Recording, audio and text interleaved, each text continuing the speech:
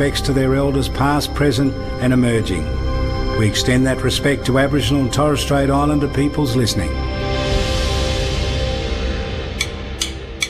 AFL. What a stage. This game is coming to life. The 2023 AFL Premiership season. The Roar will tell you the story. Fans are on their feet. This game is electric. Holds his arms out wide and tells them to get excited. Oh, the home fans like that. What a game. It's got everything. On the run. It's happening again. It's a whole new game. Cause here it comes, here it comes. One bounce at 60, one bounce at 40, one bounce at 20, and he goes. He plays on from 52 out. The package bangs it through. Something big is coming, something big is coming. On the left boot, he's welcome to the big time moment. Something big is coming, something big is coming. Turn steady, go. Something big is The coming. 2023 AFL Premiership season. Durham to win it. Goal. Fill your lungs, are you ready for it? Gets onto it, and away it goes. Tapped it twice with his left hand. Gathered in the right forward pocket. That is brilliant. Here they come. That's class. Oh, he's a star. What a game. Brilliant. He goes. This kid is going places. Hand pass to Sarong. Sarong pulls the trigger. Boom. Rioli with some magic. The check side finish. He seizes the moment. Curls it around. What about that? Hand pass to Elliott, back to Hill. Superb finish. 55 out. He's given this plenty. That's a magnificent strike of the football. He dribbles it along the ground for an incredible goal. Grimes goes long. Bolton. High altitude fly from Showbolt. Snap from 35 and boy does he love it. Good for Humphrey. Here's Humphrey to put the Suns 8 points clear. To take the lead. It never looked like missing. Grandstand AFL on ABC Radio, Sport Digital, and now streaming every match on the ABC Listen app. Just look for the AFL button. Something big is coming, I know. The Hawks can't play finals in 2023, but they can absolutely still have an impact on the makeup of the final eight. Last week they caused one of the boil-overs of the season when they rolled the red-hot Collingwood by 32 points. Today the Western Bulldogs will be hoping to avoid the same fate as they arrive in Launceston, hoping to bank 4 points of their own and solidify a place in the top eight. It's Hawthorn and the Western Bulldogs from York Park, round 22. Grandstand AFL action for ABC Radio, ABC Sport Digital, and on the ABC Listen app. Chris Rowbottom is my name, and alongside me in commentary this afternoon is Michael Maney, and our experts, two-time Hawthorn Premiership player Brad Sewell and three-time Premiership coach Mick Malthouse. That's where we'll start today. Mick, a big welcome to you. Thank you, Chris, Michael and Brad. I'm still getting over the soccer. What a I was that pumped up last night. I put the gauge on to see what my blood pressure was like. Well, that would have had me in hospital, and I'm normally around about 50 beat per minute. It was about 100, and that was about an hour after our final shot. But how fantastic was that for a start off? And to talk about this game, I had both games last week, and the Dogs were good. Dogs were very good. Hawks were magnificent. I thought they were so well coached, and I know that sometimes you go, oh, you know, what's that all about? But just the way they made Collingwood fall back on you defensively. So Hawthorn were hitting up 45 metres to 55 metres, then finding the next target. That brilliantly coached around the ground. I'll be interested to see, does McGuinness go to Bontempelli? Everyone says, oh, you know, with his height he won't get it, but he's 189 himself, McGuinness. So he's not a small player. I'll be interested to see. Collingwood made a mistake last week, bad mistake in regard to Sicily. What will the Dogs do there? And on the other side of the coin, the Dogs just simply has to win. There's no doubt in my mind Hawthorn are not a third bottom side. They will make sides work for every. I don't care whether they did play the top side last week and beat them. So these are the interests for me, is what comes out of this Simply the Hawks will come away with a win, fantastic. Lose, well, it's okay. Dogs cannot afford a loss, put it that way. The voice of Mick Malthouse on Grandstand AFL. Alongside him as our second expert this afternoon is two-time Hawthorn Premiership player, a man who knows plenty about the club we're about to watch this afternoon and about the venue we are situated at in Launceston. Brad Sewell, and I guess the big question is, as Mick touched on, is the brand of football that Hawthorn were able to wheel out last week against Collingwood and defeat them in the way they did. How sustainable is it? Can they recapture the Lightning again in consecutive weeks? Gents, fantastic to be here. Glorious day. The ground looks in terrific condition. Mick, it's great to be working with you again. And the reason I love working with you so much is after your opening monologue, I don't have much more to add. You just encapsulated everything beautifully. So you watched the soccer too? Yeah, I did watch the soccer, but my biggest takeaway just then was your heart rate at 50. Yeah, it's around about 50. Gee whiz. Cold as ice. That's going okay, isn't it? So the challenge for Hawthorn, being a young developing side, is to back up off last week's terrific performance. And that's really hard to do for a young side, Mick, as you know. Yep. A young, inexperienced side. They've shown us this year how good their good is. And that pressure and the challenge for Mitch, the challenge for this young team, is now to consistently bring that. And to carry that through to next year's pre-season. But more importantly, we need to see that again in this next month of football before the season's over. Brad, the thing is that I will be waiting for, and I'm going to wait for it, because it's going to happen, the Dogs go to sleep for probably two-thirds of the season for a quarter and lost games in that quarter, or may have hung on. In the last 4 or 5 weeks, they've gone to sleep for about 10 to 12 minutes. And that's when they allow us side to get back. And when I say go to sleep, they might as well come off and put their head on a pillow. They're that bad at nothing happens for them. So if Hawthorn can pick their moment and go, right, I know when they're, we can feel them going to sleep. This is our time to put the foot next to it, get our best players in and around the ball. And that's the thing for the Dogs. If they can minimise that damage and play 4 quarters of football, then they are worthy. And they can't relax. There's no surety inside the 8. I'm glad you said about the youth, because that's sometimes there's a satisfaction level. So there's no excuses for the Bulldogs today if they want to have some impact in the finals. And it's dangerous playing against a young side that has nothing to lose. That's right. Hawthorn have got absolutely nothing to lose, and they want to string together some consistency for the last couple of games this year to take into and give them a bit of a kick start into the pre-season for next year. Well, they're third bottom, 16th, and that can't change. Fremantle won last night. The Hawks can win the next 3 games, and that won't put them past Fremantle. Fremantle's percentage went through the roof, didn't they? Play West Coast. So you're right. So I don't like the saying you got nothing to lose, but this is one of those times when it is absolute fact. They've got nothing to lose except probably going. Another win doesn't change their position for the draft. It doesn't change their position on the ladder. It doesn't take them any closer to the 8. But what it does do, it stamps sides mentally for next year going, you know what, we played the Dogs when everything was on their terms. They were playing and we were able to beat them. That's the thing you can win, is a psychological advantage going forward. The other player I'm really wrapped in, and I just think he is... the word is not exciting about Ruckman, but he is such a doer, is Reeves. He knows how to get his hand to it. English will get him around, may get him around the ground. Reeves he gets forward as well and kicks goals. He'll probably beat him in the ruck because of his height. He's got to be careful about English going around the ground. The 5th and final member of our commentary team this afternoon is situated on the boundary. Andrew Cooling, down to you. Yeah, good afternoon, guys. A lovely day for football here in Launceston at the moment. Sunshine, barely a cloud in the sky. A little bit of wind's just picked up in the last 10 minutes or so, which should favour the Western Bulldogs in their attacking in quarter number 1. One late change to the selected teams. That's coming to Hawthorn.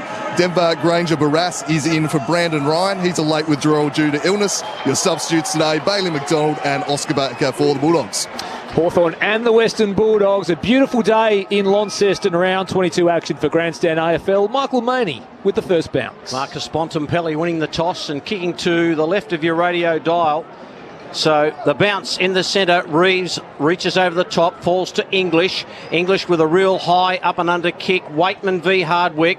Sicily crashes the pack. Nash caught by Treloar, got it away. Now Day got it from Reeves. So Day goes shallow inside 50. Kazitsky in front. Has it knocked away by Jones. Kazitsky did well. So too Richards, who tracked the footy. Little half-distance bouncer goes to Waitman by hand to Bontempelli. Bontempelli with a beautifully weighted kick to McRae, who should have been paid a free kick against Impey for a front-on charge. And he will get the free kick, true centre-half forward for the Bulldogs. So McRae has Bailey Dale running past. Dale goes deep inside 50. Sicily gets the knock. And the Bulldogs open their score with a rush behind. They're one behind. Hawthorn yet to score. I see who Sicily's picking. Is he picking up lob? So that makes a lot of sense. Because he's not exactly great on the ground. And he doesn't necessarily man up well either. So the Dogs are the opening score of this game. They lead one behind. Hawthorn yet to hit the scoreboard. The ball in the hands of James Sicily off 37 disposals last week. He kicks in from full back. It'll elude Morrison and roll over the boundary for a boundary throw-in just forward of the interchange benches. Western Bulldogs attacking zone of the ground. Some interesting matchups around the ground today. It looks like Finn McGuinness. Yeah, he's going to Liberatore. That's a really good move. That's the feeder. You take the feeder out. In it comes. Both ruckmen missed it. Over the back was Amon, who couldn't gather. Poulter could, though, for the Bulldogs. Out to Bontempelli, who spirals the ball inside 50. Best position was Ugle-Hagan. Beautiful use of the body to take the mark on his chest. And he'll have a kick for goal 40 metres out on a 45-degree angle. He has changed his whole approach to the football. That ball coming in, he used to be at the back of packs waiting for it. He now puts himself in a really good position mark-wise. So Ugle-Hagan, a really neat approach. He just slides this one across the face for a minor score, and the Bulldogs move to two behinds early in this first term. Hawthorn yet to score. Surely with you playing with all those left footers, I can understand why he runs so straight as a left footer. All your left footers had that beautiful arc and got an extra 5 metres for a start off, and a lot more accuracy too. So Hardwick with kick-in duties played on from there. Kicks to half-back. Reeves in front. Couldn't mark. Day at the foot of the pack. Wrapped up by Richards. Ball up. And it's about 2.5 kicks away from the Bulldogs' goal. Ball up really quickly. English Reeves. English got the better of it. McRae. Nice little dodge. Then he's mown down by Morrison. And the umpire said incorrect disposal. So Morrison takes the free kick at half-back for Hawthorn. Right on the paint of defensive 50. Kicks to the wing. Lewis got in front. Couldn't take the mark. Well done, O'Donnell. Handball came from Bontempelli to Richards, who measured to Dale, who's at half-back. Nice little kick finds Bontempelli. He's had about 3 or 4 touches so far, Bontempelli. And someone's gone down like a sack of spuds. And he's got his arm up too. I'm not sure who that is. He's got a long sleeve Guernsey. I think it might be Wingard. And he's hurt himself, Wingard. It's hurt his knee, I think. Yep, he slipped. And Bontempelli was a couple of steps away from him, so there was no contact there. But the umpire's just holding up proceedings here as the trainer comes out to Chad Wingard, and I think he's in a lot of trouble, and they're going to assist him off. So there's a free kick downfield too. So an early blow. So the free kick downfield's going to Rory Lobb as Wingard is assisted from the ground. So an early blow to the Hawks because Wingard's been in good form. Rory Lobb from 25 metres out nails the goal, and the Bulldogs are doing all the scoring at the moment. They move to 1-2-8. Hawthorn yet to score, and Wingard looks a forlorn sight as he's carted from the ground, and I don't think we'll see him by the look of that. It would be miraculous if he gets back, but the Bulldogs on the board goal-wise. Michael, if he slipped and that's where it's come up like that with no contact, then something nasty has happened. We hope that it's not. He's carrying the knee, so you'd suspect it might be a knee injury. They can take him straight to the rooms, which, as you say, is not a good sign.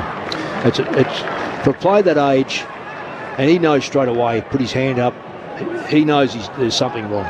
We'll get down to Andrew Cooling for an update as soon as we can, but Chad Wingard straight down to the rooms, unable to put any weight onto his left leg, and we'll await to see just what occurred To force that injury. Back in the middle now. Contested ball in the middle of the ground. McRae, Treloar, working hard, squeezes a kick out of the congestion. One-on-one contest here between Impey and West. Impey got boot to ball. Cavalry arrives for the Hawks. Blank took the footy, but he was all wrapped up. We'll have a ball up just forward of a wing. Western Bulldogs attacking zone. They lead 1-8. Hawthorn yet to score. 5.5 gone in the first term. English wins it down, comes out the back to Waitman. Left football inside 50 for the Dogs. Over the top came Williams. Ends up with Blank, who had to force a handball out over his head. Somehow found Amon, shrugged the tackle. His kick was searching for Morrison, but it went over the boundary line. And it'll be a Western Bulldogs free kick 55 metres out from goal on the boundary. And it'll be Adam Treloar to poke it inside 50 where he finds a target in Norton. It might have been touched on the way through. Norton played on immediately with a snap around the body, and James Sicily marks on the goal line, so the Hawks get out of jail deep in defence. Bulldogs dominant early. Hawks just need to compose possession and string some consecutive touches together. Dogs are very good starters. They've proven that this year. Kick goes to the wing by Connor McDonald. Nice little handball by Moore.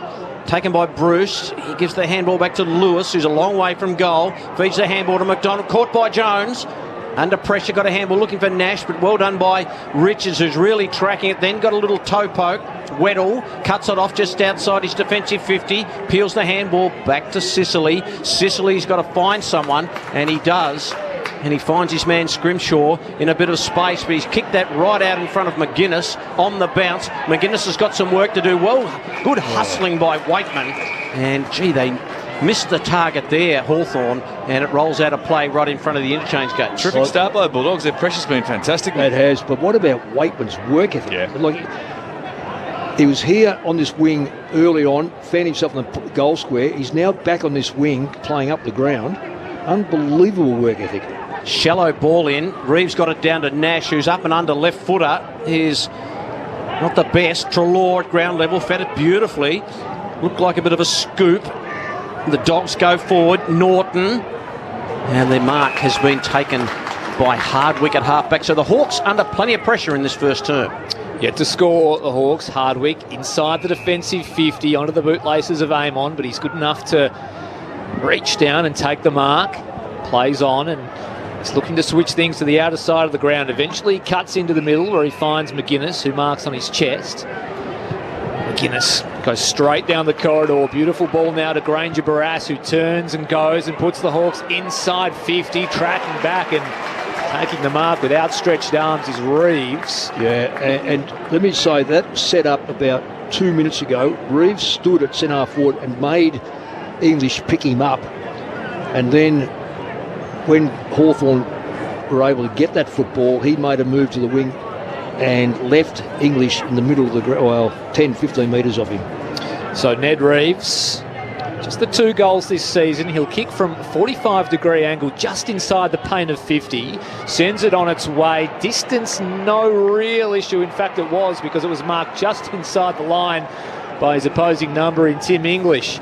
So Bulldogs ball as they rebound defensive 50. Long searching ball out of defence is marked by Ugle Hagan, who has it at right half back. Let's go down to Andrew Cooling, who has an update on Chad Wingard's injury. Yeah, the Hawks have made the sub. Bailey McDonald's into the game. Chad Wingard's day is over. Appeared to be an ankle injury, hopefully not an Achilles. There was no one around him when he did it, but he's gone straight down the race and they've already made the sub. Yeah, so a blow for the Hawks. Chad Wingard out of the game. Bailey McDonald into the game for the Hawks as the Bulldogs go inside 50 via lob. Off hands McDonald. His handball only as far as Ugle Hagan. Couldn't grasp it cleanly. Out of defence now the Hawks via Sicily, then Newcomb, and now out to Morrison. He's hemmed in. Had to get it to the sub, and he did in McDonald, the speedster. He takes a bounce out of the defensive 50, loops a handball over the top to Bruce, who sends a searching ball down the line for Granger Barras, and able to take the mark. Dogs will come up with it through Richards. Back to O'Donnell, sweeping handball now to Bailey Dale at left half back. He tries to bite something off in the middle of the ground, but McDonald takes the intercept for the Hawks. Handball to Newcomb. Through the middle of the ground now goes Will Day at the 50. Granger Barras had a man running past him, Bruce, but missed him. Lays the tackle, followed up well did Granger Barras as O'Donnell's all wrapped up. And the Hawks will get a stoppage inside 50, 40 metres out from goal. Great chain by Hawthorn. They worked really hard from their defensive 50. Bulldogs setting up well defensively. From the ball up, Reeves knocks it down. Bontempelli's little squeeze kick out. Goes toward the wing. Morrison got a kind bounce in the end. It bounced really high. Now he centres the ball up to centre half forward. Richards in front of Moore and takes a lovely mark. He's been a real revelation on that back line. I know he's played a couple of years there, but he steadies the ship. Nicely done to Norton, who went the one hand against Scrimshaw, then paddled intelligently to lob. He got a handball to Smith. Now Smith gets it back to Daniel. Daniel's got to retreat and got it back to Duray. Now back to Daniel, hard up against the line, kicks to the half-forward line and hugging that line, and floating in is Bontempelli with plenty of space. He kicks long, looking for Ugle-Hagan, flies from the back, couldn't take the mark. Ward was there. Poulter got a handball to Norton. Norton's left foot wobbler. It might fall to lob. He's kicked one. He won't get there. Connor McDonald gets the handball away to Amon. And Amon's quick kick finds Jarman Impey right back pocket. Hawks in defence and looking to push forward. Dogs winning all of 50-50, all the contests. It feels like they're just outworking Hawthorn, getting their spare number of the contest. So Impey kicked to the height of Reeves, who played on immediately by hand to Connor McDonald. Up the line he goes to a one-on-one contest, and it was Granger Barras who, well, he gave away the free kick in the end to O'Donnell. Yeah, too early. Did his work. Well, it's okay to do work early, but you can't take a player off the ball that early. So across the ground now come the Bulldogs via the boot of Liam Jones, and the former Hawk Taylor Duray marks it left half back. So the switch is completed, but the next one is the one as the short ball goes to Keith, a long way from home. Gains some ground from right in front of the interchange benches, gets about 50 metres. Now off hands is Jamara Ugle-Hagan. Short ball inside 50, couldn't find a target. At ground level was lobbed. Scrimshaw scooped it up, missed the handball. Poulter came in for the Bulldogs. He's tackled by Scrimshaw. Impey lends support. It's all wrapped up inside the Bulldogs attacking 50. The Dogs lead 1-8. Hawthorn yet to score. 12 minutes gone. First term, the Grandstand AFL. It's about 45 minutes out from the Dogs' goal. Now taken by Newcombe, playing his 50th game. Just jammed it on the boot to the wing. Lucky bounce. Granger Barras tried to get through a couple. Got rid of the ball in some manner. Now taken by Lewis. He's tackled. Morrison's been pretty good so far in the first term. Great vision. Found Ward in the middle of the ground. The handball comes to Day. Day's got to try and kick it to Moore. He doesn't. He delays. Ward kept coming. Low skimming ball marked by Jones. They just got out of jail there, the Bulldogs. The Hawks were charging, but the kick was astray. The kick might have gone to Moore, who was running toward goal, Brad Sewell, and just didn't quite do it. Well, it's the second time the Hawks have made sorties through the front 50, and really probably should be 2 goals from it, but they've got nothing at all from it. Dogs switch it to the outer side. The kick to the wing. Sicily. Handball of sorts to Day. Got to duck around a couple. Then does the spin. Amon will use his left boot here, favoured by it. Kicks forward. Lewis is on a lead and couldn't quite pull it in. Nice hustling from O'Donnell, and the ball goes out of bounds just outside Hawthorn's attacking 50, and the Bulldogs lead 1-8 to the Hawks yet to register a score. Early injury to the Hawks. Chad Wingard out of the game with what we suspect is a left ankle injury. He's been replaced by Bailey McDonald. Hawthorn sub for this afternoon. Off the ruck tap, McGuinness was mauled by a pair of Dogs. Couldn't win a clean disposal. Warple goes in after it with vigour. Emerges with the footy and sends Hawthorn deep inside 50. Bruce has work to do. Almost a really strong mark back with the flight. Jones. He brought it to ground for the Dogs, and they'll exit defence here as Keith takes a relieving mark. They play on immediately by hand as they exit the defensive 50. 2-on-1. Floating over the top was West, who took the mark. Played on a little quickly, but Dale was able to recover. Now Richards and Bailey Smith in the middle of York Park. They'll move it forward here through Bailey Williams. Long ball inside 50 in the Ugle-Hagan direction. Just outbodied Scrimshaw, allowed it to get over the back to Norton. Kept his feet, did Ugle-Hagan. A little dodge around Scrimshaw and around the body. A really special finish from Ugle-Hagan, who just had more time and space than the rest of them. He kicks his first, and the Bulldogs second for the afternoon. 2-2-14 go the Western Bulldogs. Hawthorn yet to score. 14 and a half gone. first term for Grandstand AFL. This kid's talent, isn't he, Mick? Poised, he's got time, well balanced, great awareness around goal, and he does finish well too. Yeah. Bulldogs just too good in transition. Quickly out of deep within their back half, close to the goal line. Hawks just couldn't get numbers back, and too many Bulldogs players just goal side. Yeah. It really is work rate at the moment. Yep. I'm not denying the Hawks aren't working, but the Dogs are super impressive with their work. I think it's only been in 3 times in the front 50 for Hawthorn, but they've lost it cleanly the 3 times. It hasn't even been a fight to keep it in there. 2-2-14 to no score. Out of the centre, taken by Liberatore, so they go inside 50 again, really high ball. Sicily just worked off West and did it nicely and took the chest mark in the end. So Sicily, like a wall down there, goes to Bailey McDonald. We're going to get those right today, Chris. The 2 McDonalds out there, we've got to get them right today. And there's a few Baileys out there too. Yes, there's Baileys and Jameses and all that sort of thing. So Sicily's going to keep racking up the possessions, but last week he was able to move the ball a lot quicker. Yeah. I don't know whether West has been assigned to him, but what he's doing is he's stopping him getting meterage. Now this will be his 3rd possession, and he's almost. Well, yeah, that's great pressure by West. Well, they've almost mucked it up. Bailey went for a handball to Sicily, and then he got caught.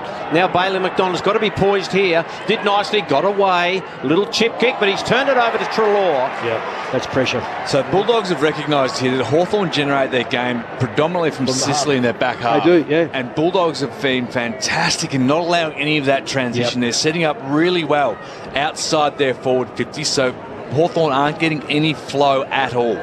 And I think they won't worry how many possessions Sicily gets, as long as he can't break through or give it to someone who can break through that 50-metre line. 9 goals, 3 on the season for Adam Treloar at his 3rd club from 35 metres out. Not much angle. Goal umpire watches it float over his hat. The Bulldogs have 3. They move to 3-2-20.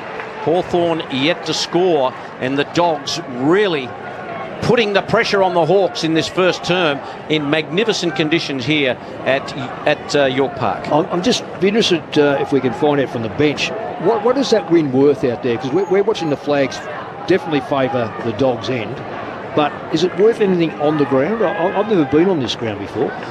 Actually on it. No, so it does swirl a little bit, and particularly when you're kicking those long high balls and that ball gets above the stadium height on that far side, the wind can pick it up a bit, and there are also gaps behind the goal in the stadiums where the wind can get through and get hold of the ball. Andrew Coolings at ground level. Conditions, Andrew? I'd probably say it's worth a good 5 metres at the moment, Mick. It's been pretty steady throughout the first quarter. Well, that's an interesting comment. 5 metres, I like that. Not 5 goals, 5 metres. It's good.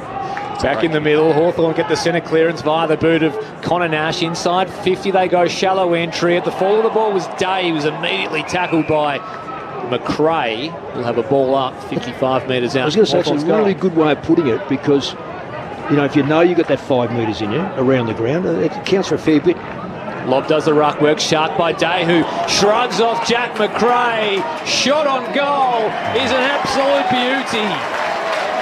Will Day with a touch of class, and it was just what the doctor ordered for the Hawks, who get their first of the afternoon. Western Bulldogs 3-2-20. Hawthorn 1 straight 6. Will Day with something special to get the Hawks on the board. 18.5 gone. Brad Sewell. Fantastic run from Will Day. He's just showing more and more week on week, and they're becoming less glimpsy and less flashes, Mick. He's starting to string these moments together more frequently during a game. The midfield battle at the moment is really interesting. Jai Newcomb, Will Day, Ned Reeves, you got Libba, Bont, Treloar. There's a lot of talent in there at the moment, and Bulldogs feel like they're on top. They're getting extra numbers to the contest. Their work rate has been higher. But when that Hawthorn get through, they're getting looks on goal. Back in this. Go, Mick.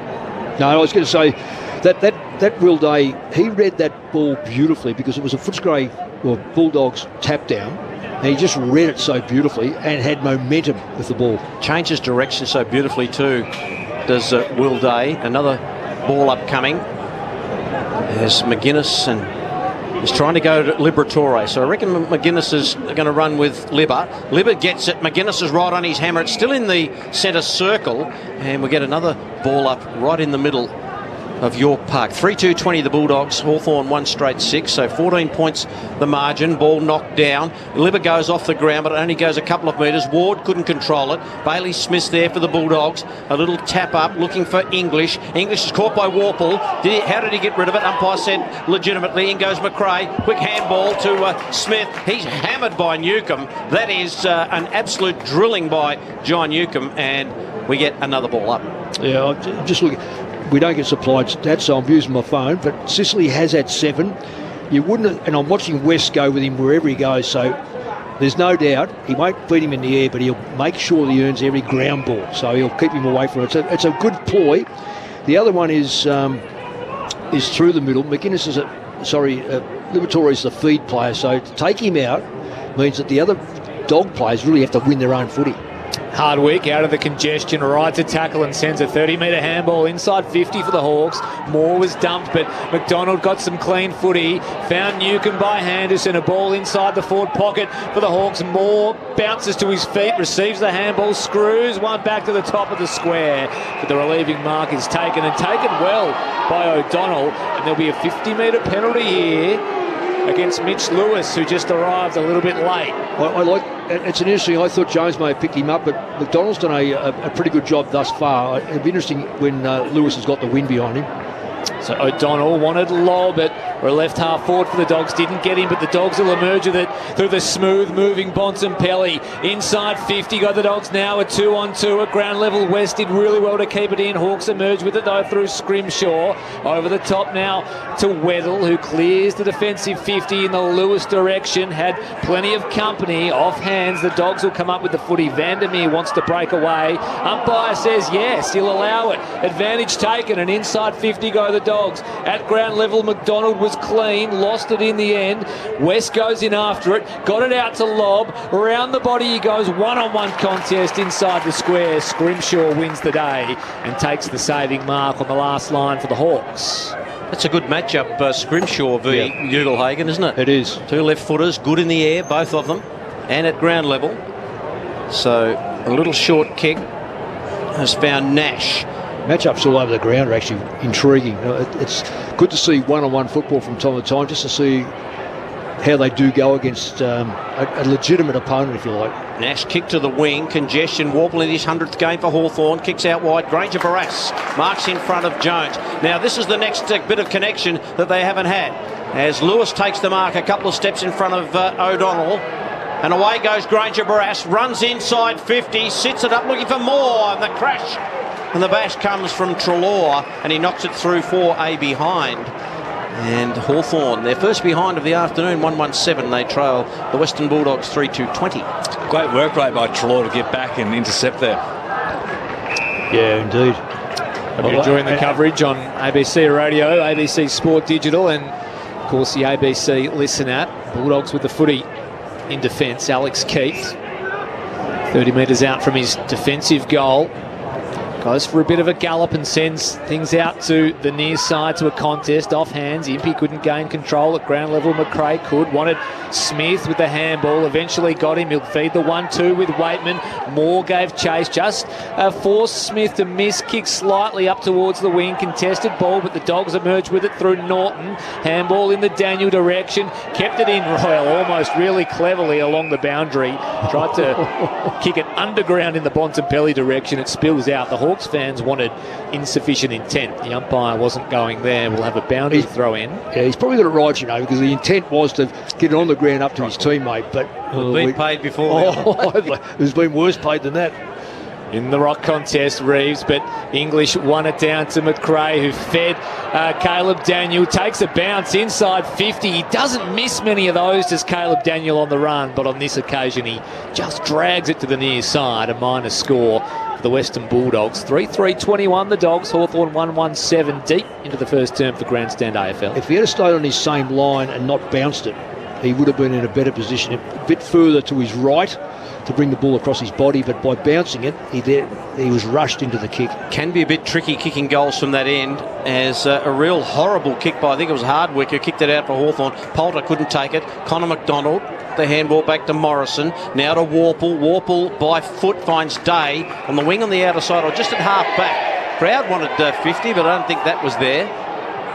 And Day just goes in short and finds Scrimshaw. So back inside his defensive 50 on the outer side of the ground. The Hawks kicking to the city end in this first term. Lost the toss. Bontempelli kicked with a bit of a breeze, as we heard earlier. A little short kick finds Morrison, who's technically still at half back for the Hawks, as he looks around, and the Bulldogs have got most avenues covered, and they've got the corridor covered, and they know the Hawks like to go through there, and they've blocked it off.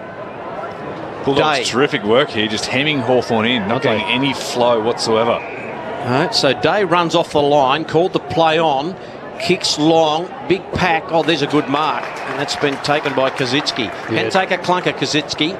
Now he goes inside 50. This is where the Hawks have broken down.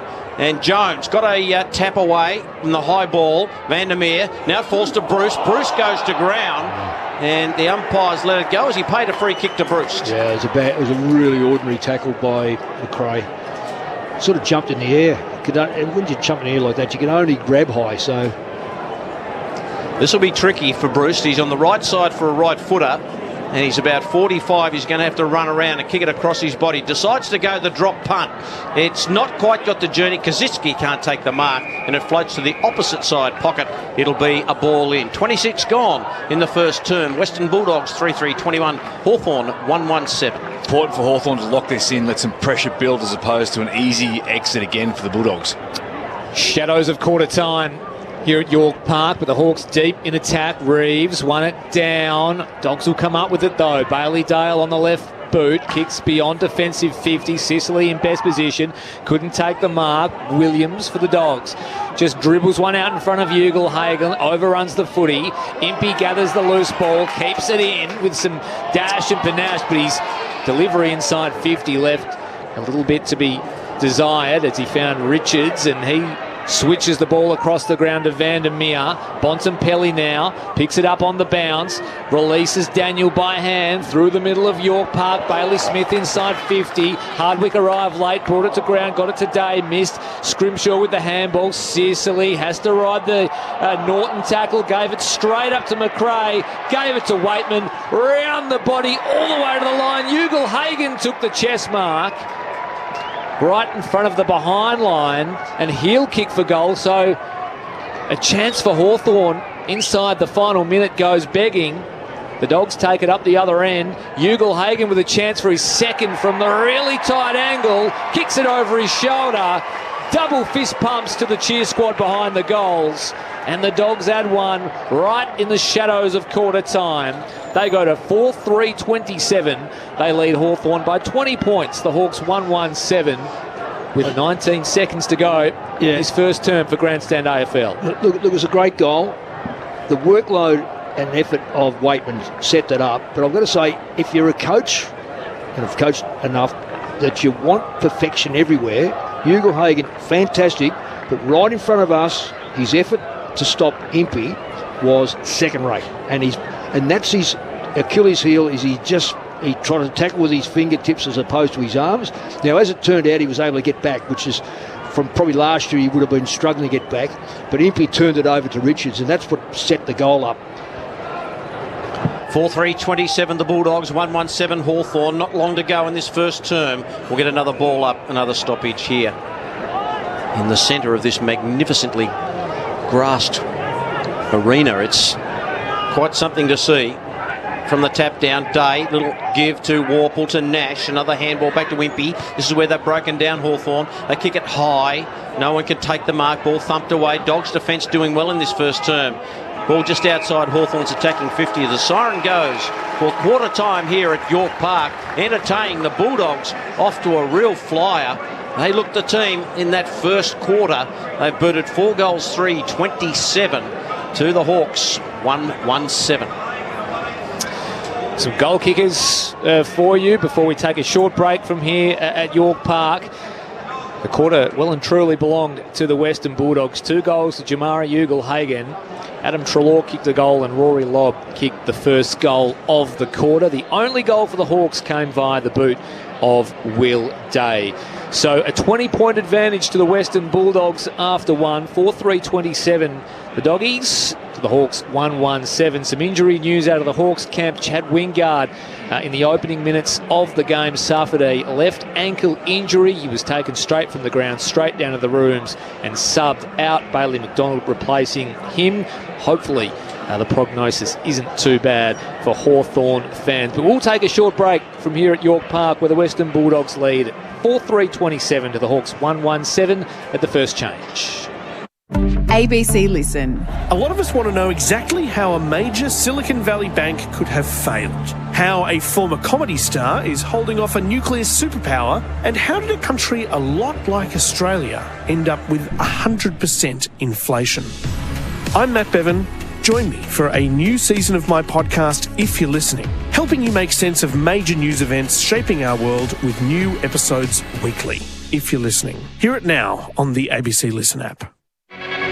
Grandstand AFL. Now streaming every match on the ABC Listen app. Look for the AFL button. And someone's gone down like a sack of spuds, and he's got his arm up too. I'm not sure who that is. He's got a long sleeve Guernsey. I think it might be Wingard. And he's hurt himself, Wingard.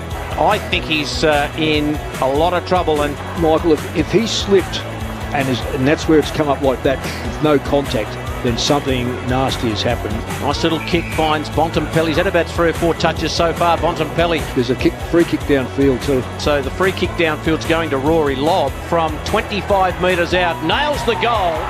And the Bulldogs are doing all the scoring at the moment. Yeah, the Hawks have made the sub. Bailey McDonald's into the game. Chad Wingard's day is over. Appeared to be an ankle injury, hopefully not an Achilles. There was no one around him when he did it, but he's gone straight down the race and they've already made the sub. Long ball inside 50 in the Ugle-Hagan direction. Just out-bodied Scrimshaw, allowed it to get over the back to Norton. Kept his feet, did Ugle-Hagan. A little dodge around Scrimshaw and around the body. A really special finish from Ugle-Hagan.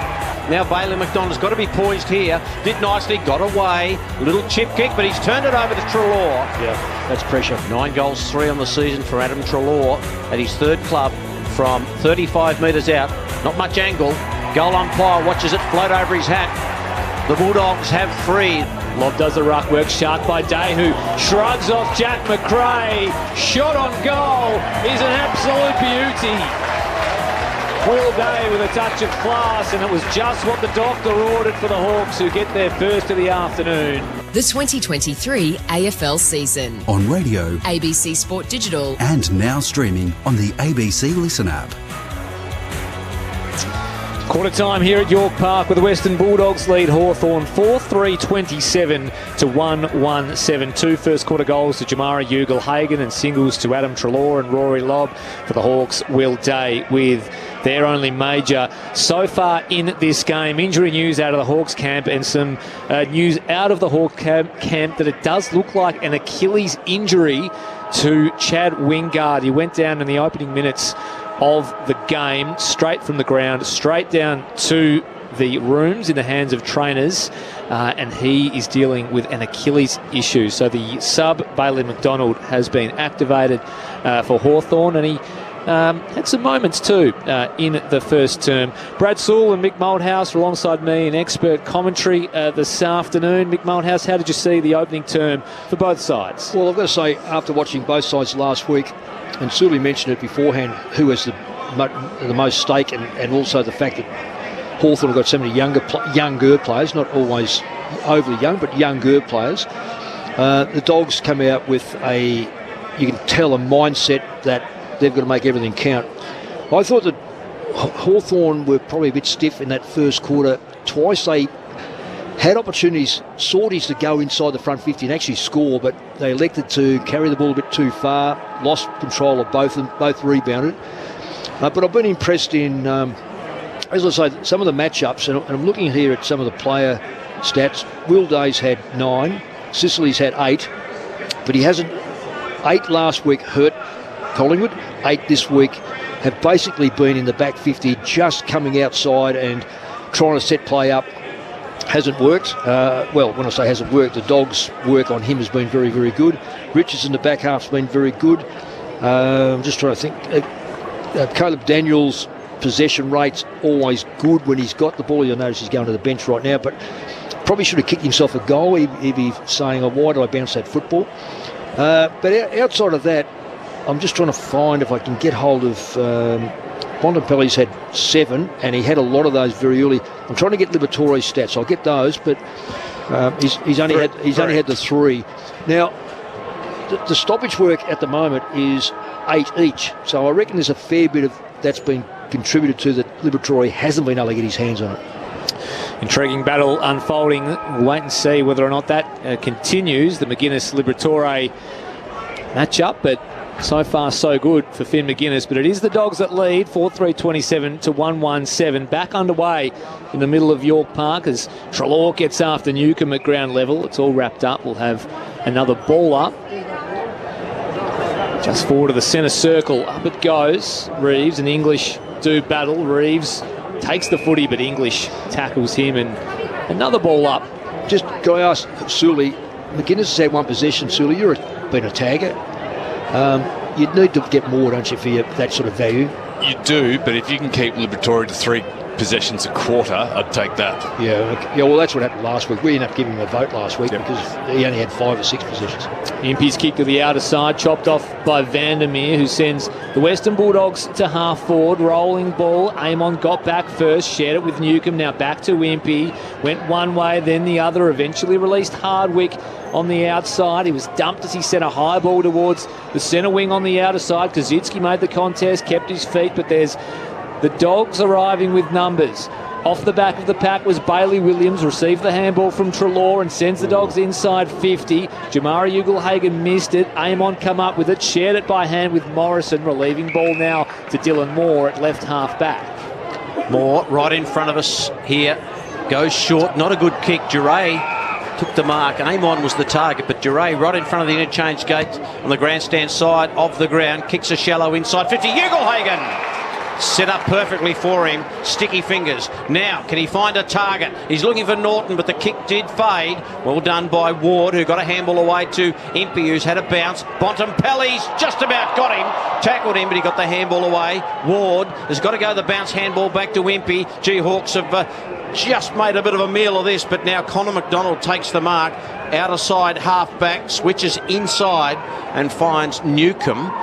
So they got out of trouble there, the Hawks.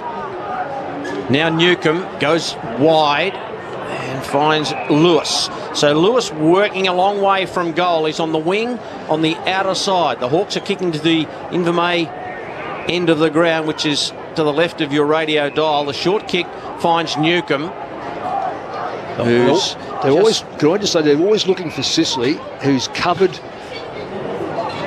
beautifully by West. The Newcombe kick falls over to the back. McGuinness gets a chance here, but Libba's got him. Kazitsky got the kick away. It's a snap-on goal, and it just fades away to the right. The Hawks 1-2-8. The Bulldogs 4-3-27. 2, almost 3 minutes gone in the second term. Bailey Dale with the kick in duties. Finds English.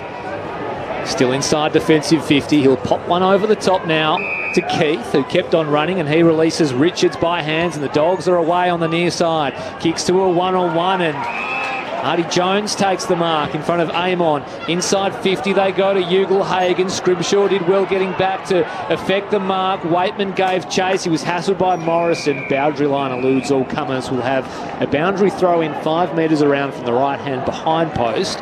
Western Bulldogs attacking zone. No, only one player in behind the Dogs, so the Hawks have got an extra one at stoppage, I'd say. Yes, they have. So a chance here for the Dogs to add a 5th deep in their attacking zone. English got to the front. Newcombe couldn't bring it under his spell. It ended up with English, but he was tackled immediately by Reeves. Showing the Dogs have got 2 behind. Up it goes again. English wins it down, fed out of the congestion by McRae. Over the top now. Bailey Smith just twists and turns, sends a high ball to the top of the square. Pat forms Norton from 2 deep. Really came from the clouds to Darren Norton. And what a mark it was. He flew over the top of the pack and took an absolute hanger, did Aaron Norton. He'll kick for goal 30 metres out directly in front. Well, he set... just watching that play unfold, he was back 10 to 15 metres and he just put his eyes on that ball and was going to jump it regardless. And what a great athlete. The Astronaut got some serious air. He leans back on the kick, sends it on its way. He's missed. Bad miss. That's shocking miss. He just tugged it to the near side. It was all a little casual, it has to be said. And the Hawks, well, they spend a life. Dogs 4-4-28. Hawks 1-2-8. Kick goes wide to the outer side. Bontempelli comes in with the tackle. No free kick. Moore did nicely. Little giveaway to Warple. Warple's on the wing in the outer side. Just the hit-up player is Lewis. Lewis has got a player running into space, and that's Ward. The kick just had a bit too much sauce on it, and it'll be a boundary throw-in. Half forward. Hawthorn just outside their attacking 50.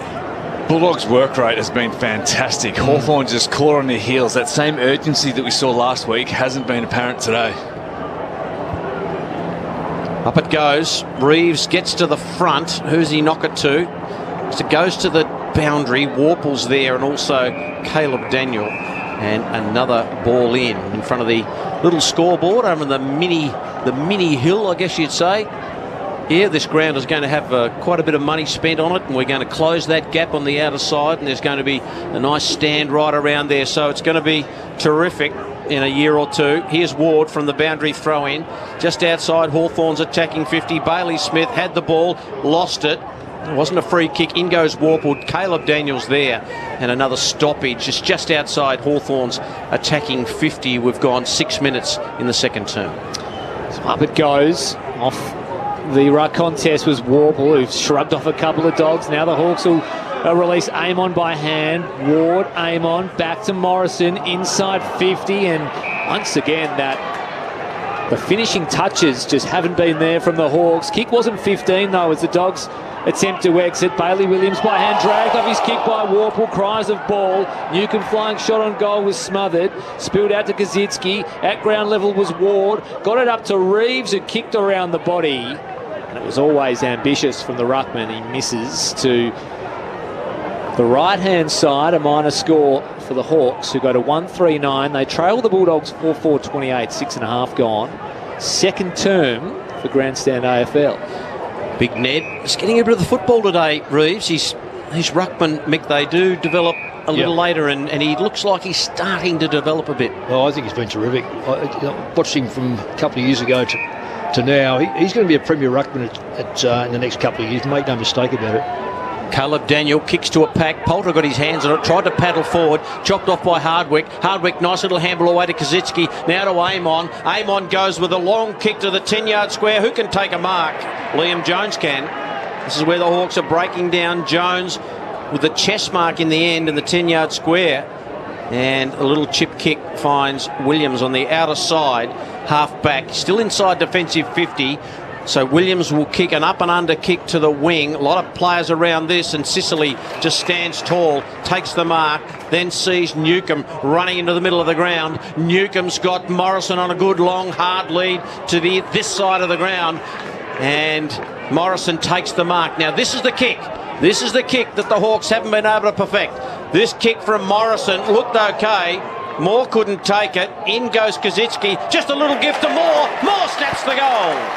The Hawks finally, after repeated entries, get their second goal. Dylan Moore, who's been terrific for them normally around goals, kicks his 15th on the season, and the Hawks move to 2-3-15. The Bulldogs 4-4-28. It was ugly, but it got there. It was ugly. The Hawks have done well for them to feel like they're still in touch. Yeah. It's been really dominant so far by the Western Bulldogs, and their work rate has far exceeded Hawthorn's. They're getting numbers to the contest, and it feels like at times they've got a spare player out there. Yeah. Because even when, Mick, as you identified, Hawthorn have got spare numbers at the contest, because Bulldogs are so strong and hard and intense, that spare for Hawthorn, that extra number, is of no use. No value.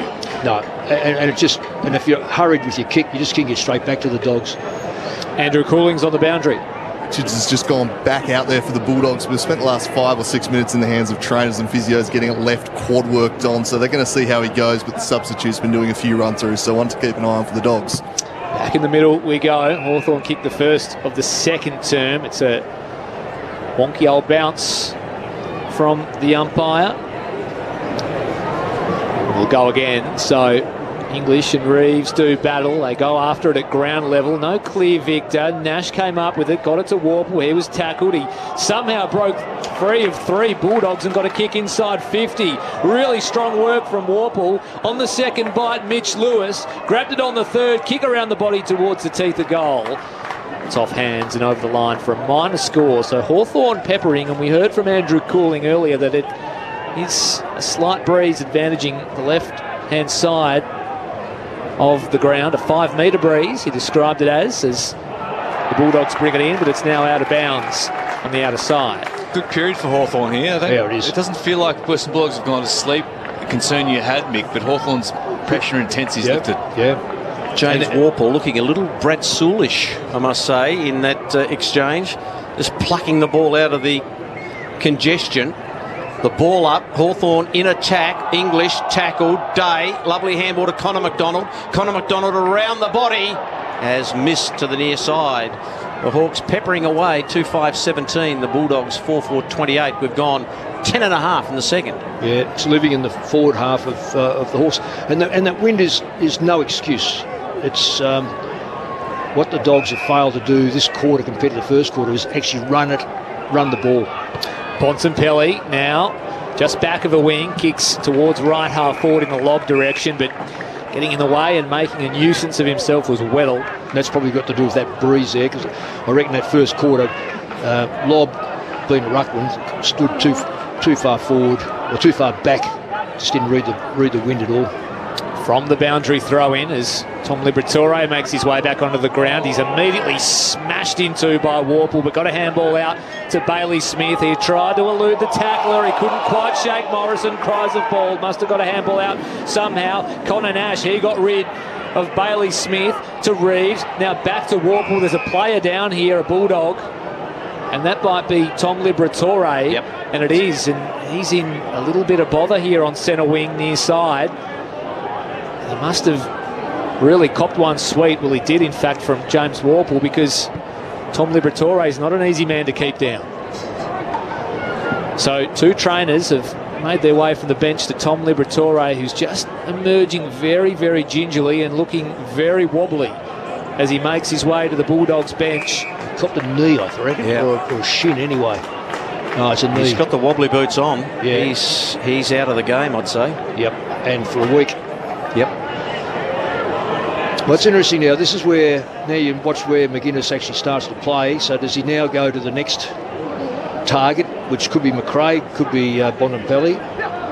So we'll get an update from Andrew Cooling on that situation very, very shortly, as Hardwick at left half back flies over the top of Waitman and reels in a really strong mark, but the kick was very risky. He wanted Weddle. We got him eventually. Shrugged off a couple of tacklers. Went on a dashing run through the middle of York Park. Got it to McDonald, but he's just forced to retreat laterally to Jai Newcomb at left half back. Looks at a contest up the line. Denver Granger Barras. He had 2 Dogs to beat. The ball beat them all, and it's over the boundary for a boundary thrown at left half forward. Andrew Cooling's on the boundary. Yeah, very wobbly Liberatore being escorted down to the change rooms at the moment, bleeding very heavily just above his left ear. Very nasty head knock. Just an accidental one as the boundary throw-in comes. Well, knocked down, taken by Warple, but just dropped the ball on the way through. Crashed through, but couldn't complete the job. And then Bontempelli just nails Newcomb in a tackle. And have we been able to see where McGuinness has gone? He may be having a spell at the moment until they work it out. So you could always take Daniel too, because Daniel's a playmaker. Now, if he works from an organiser like Liberatore to a playmaker, it just changes the dynamics, what the Dogs have to do. The ball up just outside Hawthorn's attacking 50. Reeves just goes off the ground. A little burner taken by Richards. Richards on the right boot will be marked by Nash. So just outside of his defensive 50, and Connor Nash is going to punch it back inside 50. So no loose players at the moment. Couple of leads. He just punches it low, and it's a nice mark. And it's been taken by Lobb. Just dropped into the gap, Rory Lobb, the only man who was ever going to mark that. And he relieved the pressure for the Dogs. So that final kick inside 50, it's been the Hawks' Achilles heel all afternoon, and the Dogs have set up really well. Liam Jones now on the outer side. He attempts to propel something forward for the Dogs. Bailey Williams marks on the wing, puts it out in front of Artie Jones, who streams inside 50, gathers on the bounce. He's got a man in the goal square, and West had just pitched like a 9-iron on the green in front of... Oh, James Sicily's played on out of full back, and Riley West has popped out from behind the goalpost, run him down, and forced a holding the ball free kick. It's a magic trick, isn't it? James Sicily had no idea he was there. Sicily's been lax all day. I know he plays with a certain cavalier nature, but I don't know whether he's expected that form from last week to roll through. They've put work into him this week and he's struggling with it. Riley West from 15 metres out, after mowing down James Sicily unexpectedly, pops it through as they get into it. The Hawks and the Bulldogs deep inside, attacking 50 for the Dogs. Some argy-bargy happening in the left forward pocket. Western Bulldogs got a 5-5-35. Hawthorn 2-5-17. Extraordinary scenes as James Sicily just ambled out of full back, taking the kick in. Riley West popped out almost seemingly out of the ground. It's run him down out of nowhere. It's almost like those keepers you see in the EPL that makes a big blunder, walks around, puts the ball on the ground, and only finds someone actually creeps up behind them. I mean, it's believe it or not, it's allowable. He can go rogue on us, James Sicily, can't he? Yeah. He can get off the rails a bit. The clouds at the moment. Mind you, he could also win the game. He can. Andrew Calling down on the boundary. Bulldogs have made the sub, Tom Liberatore, out of the game. Oscar Baker, who's just figuring out where he's meant to go on the ground, is now on for the Bulldogs. He's a very interesting player, Baker. He's been very stiff to be out of the side. He's got speed. He'll do all right in this ground. 18 points the margin in favour of the Dogs. Out of the centre, Warple this way, that way, fed the handball to Newcombe. He's got a pirouette, got away from Caleb Daniel, outside 50. Newcombe goes long with a pumping right footer, and the Hawks get the reply. What a play! First from Warple, and then the spin by Newcombe, and from just on the paint of 50, he just nails it home. And the Hawks get another. They're 3-5-23. The Bulldogs 5-5-35. What a goal right from the centre of the ground. I think it's been Warple in particular that's shifted the momentum for Hawthorn in this quarter. His work around the contest, his ability to keep the ball moving forward and continuing to break out of those tackles. He's been the spark that Hawthorn needed, and his 100th game today, Joe Newcomb's 50th. Invariably, milestone games, you do get a good response, and we're seeing that from those two at the moment. There's a very poor attempt to tackle though by Daniel. He twisted right into him. All he did was just hold on. Missed him totally. Newcomb's had 12, by the way. Wasn't it just a combination of power and poise? And here he goes again, Jai Newcombe, this time with a bounce out of the centre break. A handball wide now to Josh Ward, who popped one over the top to Sicily, who probably owes his team one after a moment of madness a little earlier.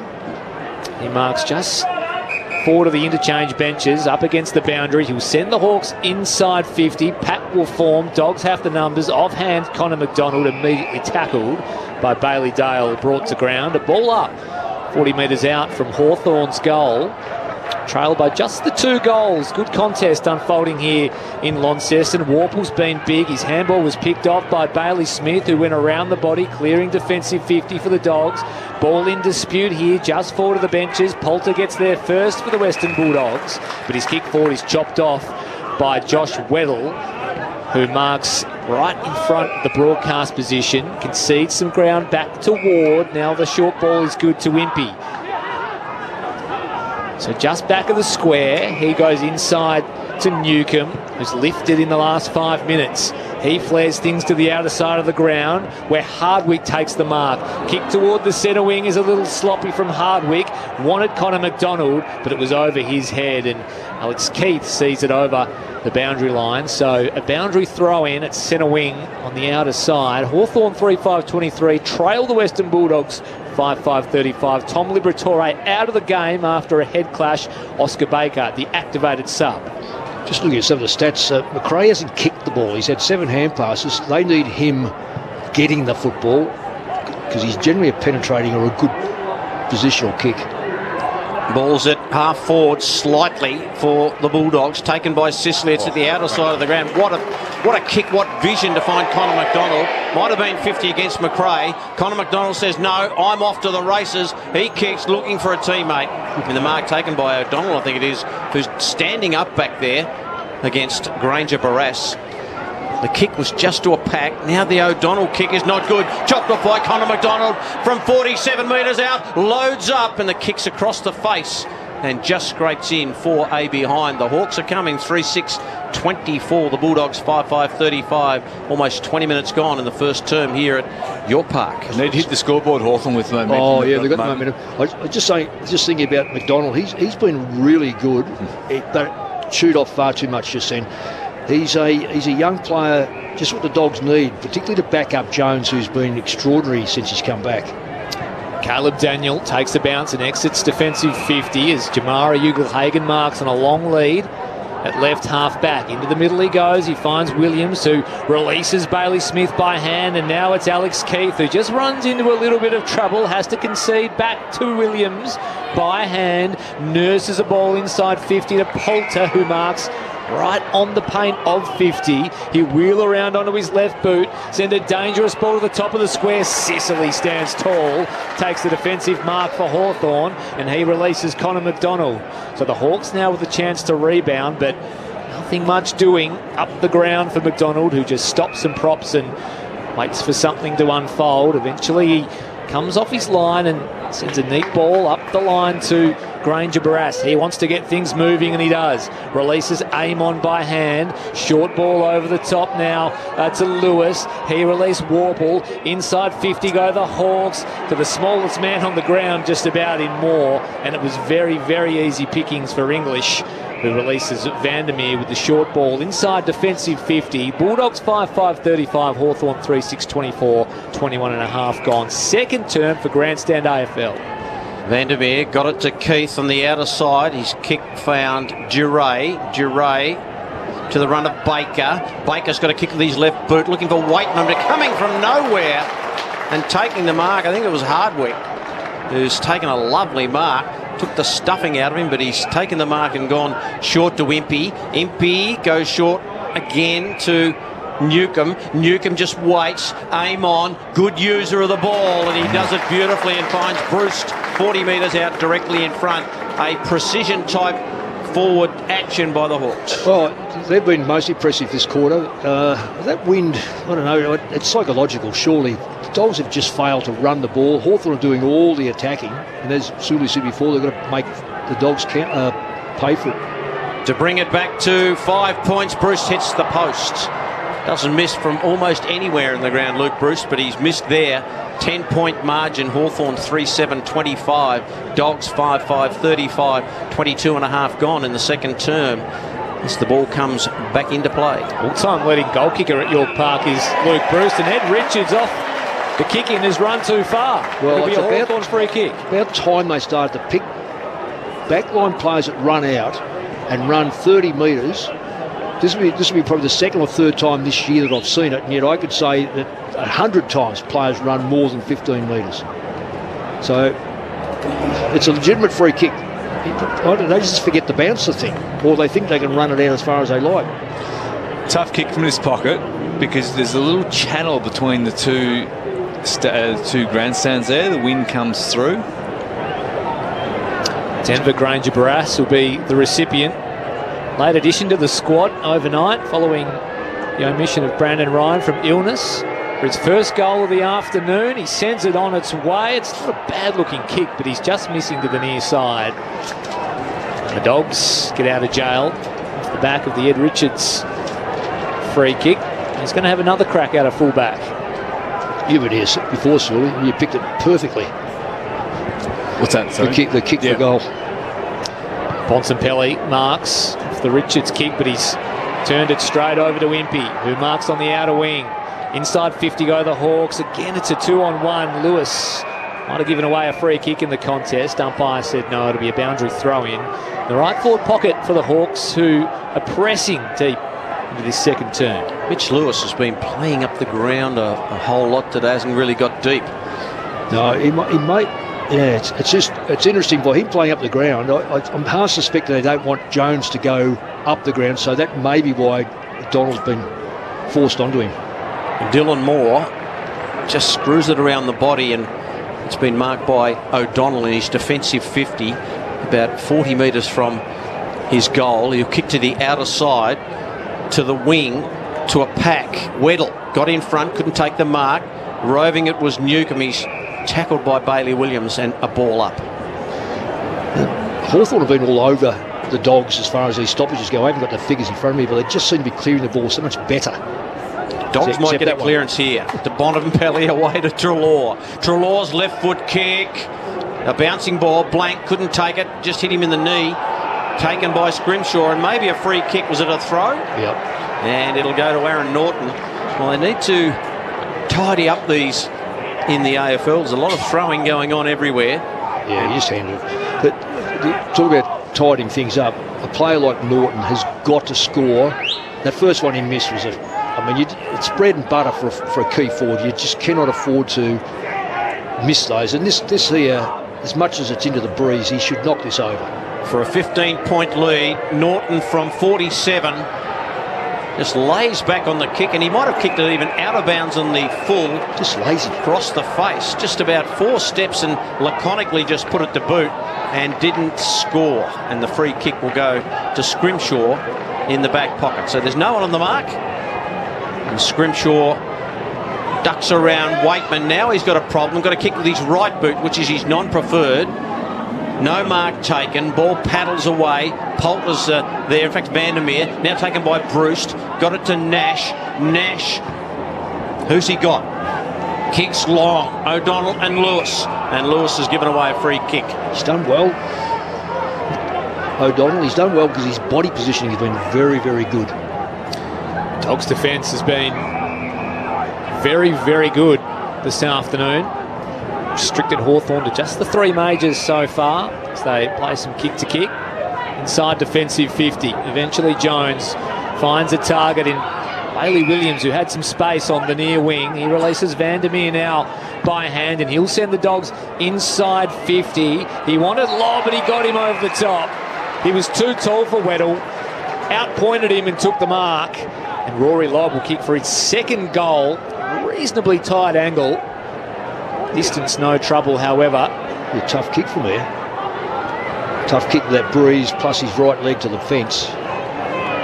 Keep it low. Yeah, that's the secret. So Rory Lobb to extend the margin. It's gun barrel straight, Mick Malthouse. Well, it's more than gun. It actually faded to the right, which seems to be a gun. Maybe he held it the way. I don't get that kick, though. There's some players that do it so well, particularly a bloke like Hawkins, but that was an excellent shot on goal.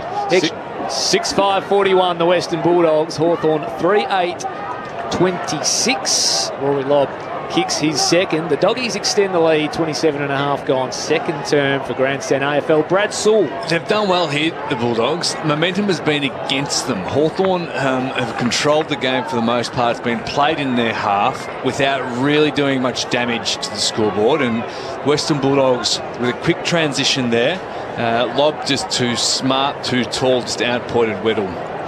2-7, Sully. 9 shots on goal. It's quite remarkable. They have dominated, haven't they, really? Back in the centre. Ball goes long inside 50. Scrimshaw couldn't take the mark. Now taken by Bailey McDonald, who just hoists it really high.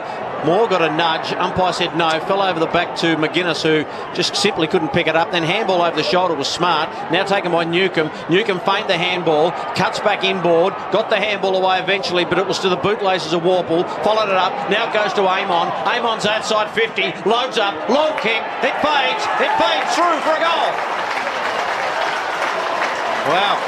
A couple of mistakes, but the Hawks just kept surging forward and kept running, shared the footy, and Amon gets his first of the afternoon. So the Hawks go to 4-8-32. The Western Bulldogs 6-5-41. So the reply to the Rory Lobb goal really quickly. They look dangerous, Hawthorn, when Warple and Newcombe in particular are bustling and just grunting the ball forward in the same way Newcombe did there. He carried the ball, maybe held onto it for a little bit longer than he should have, but his momentum kept pushing it forward. And Amon's the type of player that we need to be getting the ball into their hands of for that kick inside 50. Back to 9 points as Carl Amon gets on the board, and he's having a bit of an impact this afternoon, it has to be said. 16 disposals to go with a major. Back in the middle we go. Can the Bulldogs fire back? Maybe they can through Bontempelli, who sends his team inside 50. Contest forms. Sicily at the fall. Got it to Hardwick. Free kick though for too high as Sicily was dealt with. Prompts cheers from the Hawks fans who say maybe we were owed one. Thinks about the short ball to Ward, but eventually we just pump it long up the wing, the Bruce direction, but he's out-muscled by Ed Richards, who takes the mark right in front of the interchange benches. Short kick was on to McRae. He's going to go a little longer than that. Inside forward 50 go the Dogs. Waitman at the front of the pack. Flew, couldn't take the mark. It came up to Hardwick, then Scrimshaw. Now Josh Ward on the left boot. Kicks to a 2-on-2. Over the back was Keith and Richards. The Dogs work it out. Richards got it to Keith, who got it back to Richards. Short ball inside now, Bontempelli. Plays on immediately out wide. He's got a man in Vandermeer who's spilt the chest mark, had enough time to recover and send the Dogs inside 50, but getting back and taking the defensive mark was Scrimshaw, who's enjoying a pretty solid run of form over the last couple of weeks upon returning to the team. And there is the half-time siren. So an entertaining term. An arm wrestle forming here at York Park in Launceston. The Western Bulldogs 6-5-41 lead the Hawks 4-8-32. 9 points the margin at the main break. It was 20 points at quarter time, but the Hawks hit back in that second term via goals to Dylan Moore, John Newcombe and Carl Amon. Riley West kicked the Dogs first of the second term. Rory Lobb also added to the tally for the Western Bulldogs. The overall goal kickers for the Bulldogs, Jamara Ugle-Hagan has 2, Rory Lobb has 2, singles to Treloar and West, and all singles for the Hawks, Carl Amon, Will Day, Dylan Moore and Jai Newcombe, all with a goal each here at York Park, where the Bulldogs lead by 9 points. 6-5-41 the Dogs. Hawthorn 4-8-32. A quick word from you, Brad Sewell. How did you see it unfold in the first half? This has been a fascinating, entertaining game. It's been free-flowing. Both sides have had swings of momentum to their advantage. I think the Bulldogs handled those swings a little bit better and managed to hit the scoreboard and took their chances. Hawthorn controlled the first half of that second quarter through the grunt work of Warple and Newcombe in particular, without really hitting the scoreboard in the manner that they should have. Lib has been a massive loss for the Bulldogs. Conversely, you could probably say that so has Wingard for Hawthorn, lost early in that first quarter.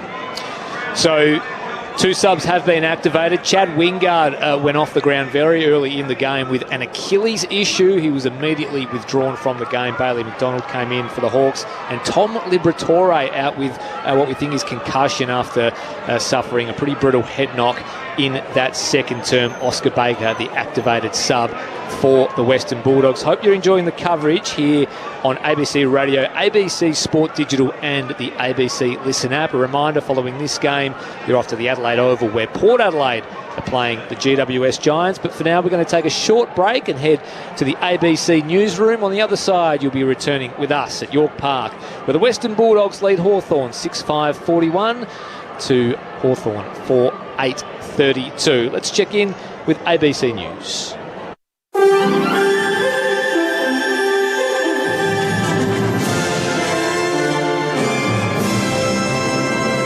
ABC News with Satyam Weinstein. Matilda's goalkeeper Mackenzie Arnold has credited her teammates with inspiring her heroics in Australia's dramatic Women's World Cup quarter-final win against France. While she missed her spot kick, Arnold saved 3 of the French attempts, earning her player of the match. The Matildas won the penalty shootout 7-6 with Courtney Vine scoring the winner. Mackenzie Arnold says she felt the support of her teammates after she missed what could have been a match-winning penalty kick.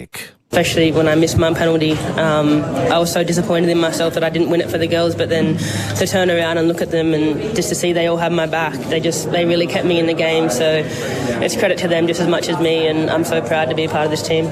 Hundreds of people remain unaccounted for on the Hawaiian island of Maui after wildfires left at least 89 people dead. Forensic experts are combing through the rubble of the town of Lahaina, which was all but destroyed. Helicopter pilot Richard Alston flew over the historic town and says he was shocked by the scale of the destruction.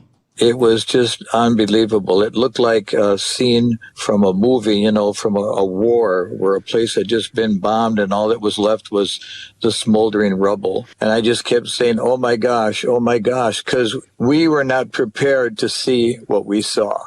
Thousands of homes in Russia's Far East have been flooded after Typhoon Kanun made landfall. A state of emergency has been declared in 15 areas across Primaria region, which has seen the worst flooding in a decade. There have been no reports of casualties. The typhoon first made landfall in South Korea on Thursday. Authorities in Ecuador have carried out an operation to move a gang leader accused of threatening murdered presidential candidate Fernando Villavicencio to a maximum security jail. About 4,000 soldiers and police took part in the transfer of Jose Adolfo Mejias, also known as Fito, and 2 other inmates. Mr. Villavicencio, who spoke out against organised crime and corruption, was shot dead at the end of a rally on Wednesday. His party has put forward his running mate, Andrea Gonzalez, to stand in this month's presidential elections, but Mr. Villavicencio's widow has denounced the move. They have taken the arbitrary measure of naming the vice presidential candidate to replace Fernando, but we all know that this is illegal. The candidacies in this country cannot be renounced. The running mate cannot succeed him because the elections have not yet been won. 3 men with suspected links to a card-skimming syndicate operating across Australia's east coast have been arrested. Jay Bowman has more. It's alleged the men installed a camera and card-skimming device in an ATM in Brisbane's CBD. Officers monitoring the ATM arrested a 21-year-old and 37-year-old on August 3rd. A home in Upper Mount Gravatt was searched the next day, where a 34-year-old man was taken into custody. At the home, police allegedly found 2 more pinhole cameras embedded in false ATM parts and several fake ID cards, including bank cards and images of a licence and passport. The men have been charged with multiple fraud-related offences and will appear in Brisbane Magistrates Court. Tasmania's Office of Racing Integrity is considering whether one of the state's top thoroughbred trainers is suitable to remain licensed after his stables entered into liquidation. Lucy McDonald reports. The federal court issued the winding up order for Brunton Racing on Friday and appointed liquidators over debts totalling at least $1 million owed to the Australian Taxation Office. Mr Brunton has 18 starters in tonight's meet at Elwick Racecourse in Hobart, but owners were told they would be transferred into another name, with operations continuing as normal. The Office of Racing Integrity says it's aware of the matter and it's instigated an appropriate proceeding to determine Mr Brunton's suitability to remain licensed under the rules of racing. Mr Brunton declined a request for comment. Tasmanian Racing Minister Felix Ellis says the government is aware of the tax matters and the stables continue to race horses. American NFL player Damar Hamlin has returned to action for the first time since suffering a cardiac arrest during a match. He collapsed after making a tackle in January and had to be resuscitated on the pitch 7 months later, and he's taken part in a preseason game for the Buffalo Bills. You're up to date with the very latest from ABC News. You can get more news at any time by downloading the ABC Listen app. Hello, I'm Patrick Stack, and if you like great stories and you enjoy sport, then I reckon you need ABC Sport Daily in your life. She joked that when you get married, people always ask you, oh, when are you going to have kids? And if you show up at this competition, then people always ask you if you're going to be at the Olympics. The vibe, the atmosphere, the excitement, the level of noise. And I think that's where the attention started to simmer. It's a daily sports conversation, and it's called ABC Sport Daily. Find us on the ABC Listen app. Grandstand AFL. Now streaming every match on the ABC Listen app. Look for the AFL button. This kick from Morrison looked okay. Moore couldn't take it. In goes Kazitsky. Just a little gift to Moore. Moore snaps the goal. The Hawks finally, after repeated entries, get their second goal. Dylan Moore to Reeves. Now back to Warple. There's a player down here, a Bulldog.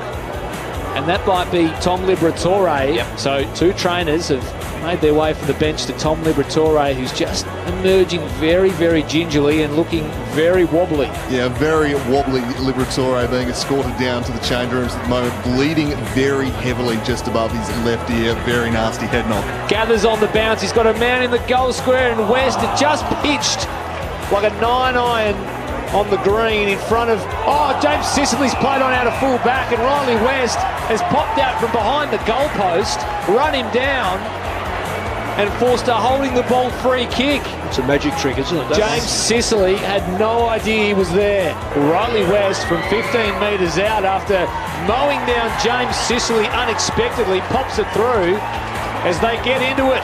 The Hawks and the Bulldogs. Bulldogs have made the sub, Tom Liberatore, out of the game. Oscar Baker, who's just figuring out where he's meant to go on the ground, is now on for the Bulldogs. out of the centre, Warple, this way, that way, fed the handball to Newcombe. He's got a pirouette, got away from Caleb Daniel, outside 50. Newcombe goes long with a pumping right footer. And the Hawks get the reply.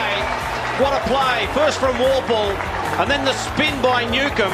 And from just on the paint of 50, he just nails it home. Bailey Williams, who had some space on the near wing, he releases Vandermeer now by hand, and he'll send the Dogs inside 50. He wanted Lobb, and he got him over the top.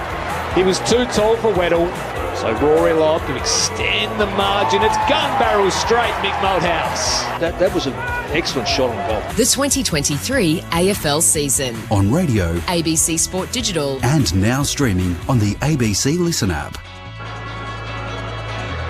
Yes, entertaining fixture unfolding here in Launceston, where the Western Bulldogs lead Hawthorn 6-5-41 to the Hawks 4-8-32. We've had a little bit of everything, it has to be said, here at York Park today. The goal kickers for you so far in this contest, well, it was Jamara Ugle-Hagan with a hot start too in the first term. Rory Lobb has a couple for the Dogs.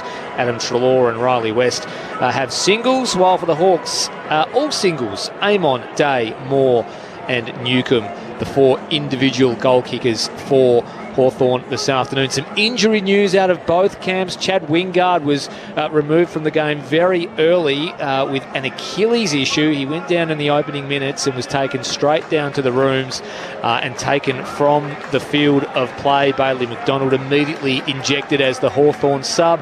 And then in the second term, Tom Liberatore, a heavy head knock with James Warple. He was bleeding. He went from the field in very wobbly circumstances, and he was immediately subbed as well with a suspected concussion. Oscar Baker has taken his place on the field, replacing Tom Liberatore. So some big injury news out of both camps, the Hawks and the Western Bulldogs. Today's game out of Launceston, the first of three this afternoon. The second, of course, is coming to you from Docklands. It's between St Kilda and Richmond. It gets underway at 3:20. If you're that way inclined, you can catch it via the ABC Listen app, and then a little later this afternoon we'll take you to Adelaide Oval, where Port Adelaide is taking on the GWS Giants. We'll have a preview of that game for you at 3/4 time. But right here in Launceston, it's the Western Bulldogs who are hoping to consolidate a spot in the top 8 up against the Hawks, who, well, are the ultimate banana peel team at the moment, the one you don't want to play heading into September if you are in the 8. as we saw last week with Collingwood, and they're taking it right up to the Western Bulldogs. Brad Sewell is alongside me watching all the action. What needs to happen in the second half for Hawthorn to get over the top of the Dogs and cause a second consecutive upset? What needs to happen? So, firstly, just their pressure and intensity needs to be at a high level.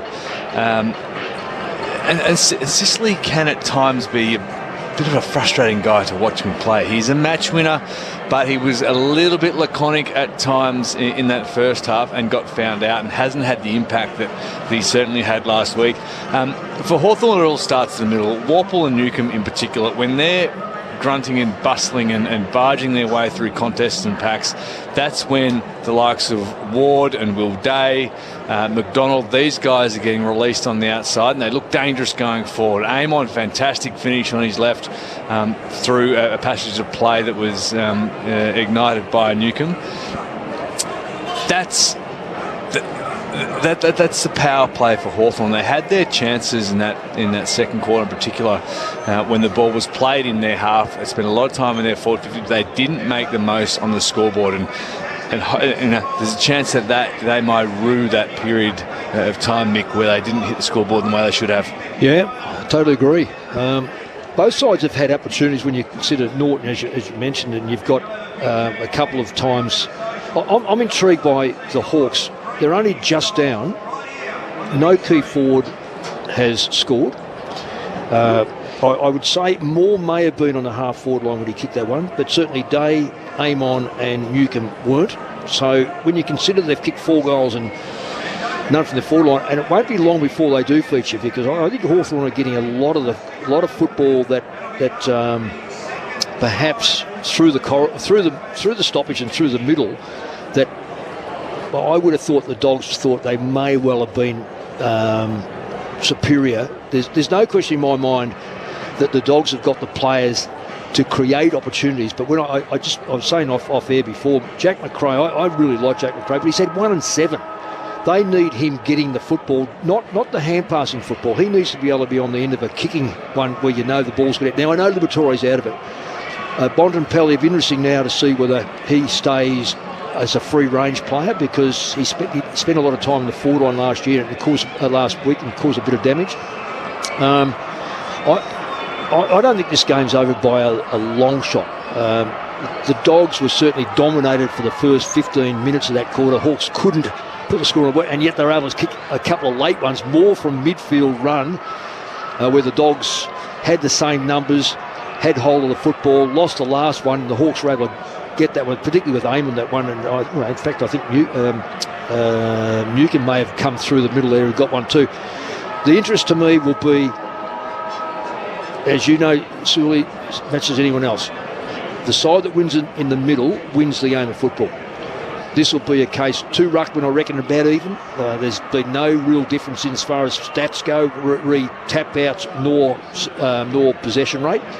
The midfield, I reckon Hawthorn was starting to get on top. This will be interesting now to see whether the Dogs can actually wrestle that back. They've got 1 quarter to set up, to me, by looking at the breeze, they've got 1 quarter to set up a 3 or 4 goal lead and maybe put it out of reach of Hawthorn. But if they're not 3 or 4 goals in front at 3/4 time, I reckon the Hawks could turn this on its ear. The role of Finn McGuinness was much talked about coming into this game. He'd done jobs previously last week, almost famously now, against Nick Dacos, keeping him very, very quiet. He'd shut down Josh Kelly earlier in the year, so the thought was maybe he'd go to a more outside type player, maybe a Caleb Daniel or even a Bailey Dale type. We saw him line up on Tom Liberatore in the opening stages, kept him to 3 disposals in the first term. Tom Liberatore now out of the game. There wasn't really a hard tag for Finn McGuinness in that second term when Tom Liberatore exited the game. He sort of spent some time next to Bontempelli, but how do you see that unfolding, Brad Sewell, in the third term here? I would like to see him go to Bontempelli. Bontempelli is the most influential player for the Western Bulldogs. In the first 10 to 15 minutes of the game, Bontempelli got a lot of ball through the midfield and managed to, with his long leg, get in behind the Hawthorn defence. So I'm just trying to preempt. If the Bulldogs are to run away with this, you get the impression that generally that's off the back of Bontempelli. Yeah. Well, that's what I say about McRae. I don't think McRae's helping out that area at all today, unfortunately, Sully. And he seems to have changed his style this year. I don't know whether the Dogs have kept him out of the middle more often, because he was again off air, we're saying he's a 30-plus getting player for almost 100 games or thereabouts. I'd be surprised he's had anywhere near 25% of the time that he's got over 30 possessions this year. And the fact that he's had 1 and 7 to half time, I can't see him getting 30. But they need him now to step up in Liberatore's absence. Yeah. It's an intriguing match. I picked the Hawks during the week on the basis of how they played last week, and they play this ground so well. I've seen them win games down here against far more fancied opponents. Brisbane in mind from last year. They just play the ground well, and yet you guys have been saying all along, the surface is outstanding. It's absolutely outstanding. The ground, the beautiful sunshine. It's reasonably well protected. And I'll stand corrected on that, because I still reckon they're getting 5 to 7 metres on this ground. But those goals come from outside 50. The Dogs couldn't penetrate at all as far as the long kicks go. So, as I say, they've got to be 4 in front, the Dogs, to win this game. Just some leading possession winners on the ground for you as the players go back to their positions. For the Hawks, Newcombe has 17, Amon 16, Sicily 14, Impey and Nash have 12. And for the Bulldogs, Bontempelli and Richards with 15 each, Dale and Daniel with 11 each. Bailey Smith also has 11. So just about all set to get back underway. The third term here in Launceston. Players getting back to their positions. Umpires just awaiting the broadcaster requirements. Not a bad crowd in here today, either in Launceston as the sun shines. Bulldogs. Chris, 11 or 12? Yeah, I'd say 10 or 11. My best guess would be. Not a bad turnout, all things considered. The Bulldogs 6-5-41 lead the Hawks 4-8-32. Get the second half underway here with Michael Maney. O'Donnell finds himself on the bench, which seems strange. Well, I'm just looking at the matchups, just trying to see. Like, they've got Keefe on, and they've put Keefe on in preference at this stage, because Jones will carry the weight on well, he's gone to Lewis. I thought his form in the first. Oh, well, look, you're not on the bench for any particular reason outside you'll get subbed on, but his form has been pretty good. Here we go, third quarter from York Park. Bulldogs and Hawks. Reeves gets it down. Ball flicks out the back. Newcombe. Handball's a little bit airy for Amon. It flicks now toward Hardwick, who gets it to Warple, who shrugs a couple off. They wax to Warple and Newcombe quite often. The handball out wide by Newcombe finds Hardwick. So Scrimshaw comes from half back and then chips away to Amon on the wing. Now Ward. Ward's got an up and under kick. Who can fly for this? Reeves can't take it. Connor McDonald, handball to Warple. He was knocked out of the contest. Bontempelli. Nash comes in. Connor McDonald, quick kick inside 50. It'll be marked by Duray, the former Hawk, who knows this ground extremely well. Has played a lot of wins here. And Duray kicks to the wing. Impey can't get it. Sicily grabbed it, missed it. Handball back to Bontempelli from lob. Bontempelli goes high, but Hardwick in front. Ugelhagen came from a long way back to get a fist on that and knock it out of play. Boundary throw in. We've gone a minute in the second term, no score. Well, that's growth by Ugelhagen, because he wouldn't have done that last year. He would have conceded the fact, I'm not going to mark it, I'm just going to sit back. So good defensive play. A bit critical early of him, but that ball now rests on the half-foot flank because of that play.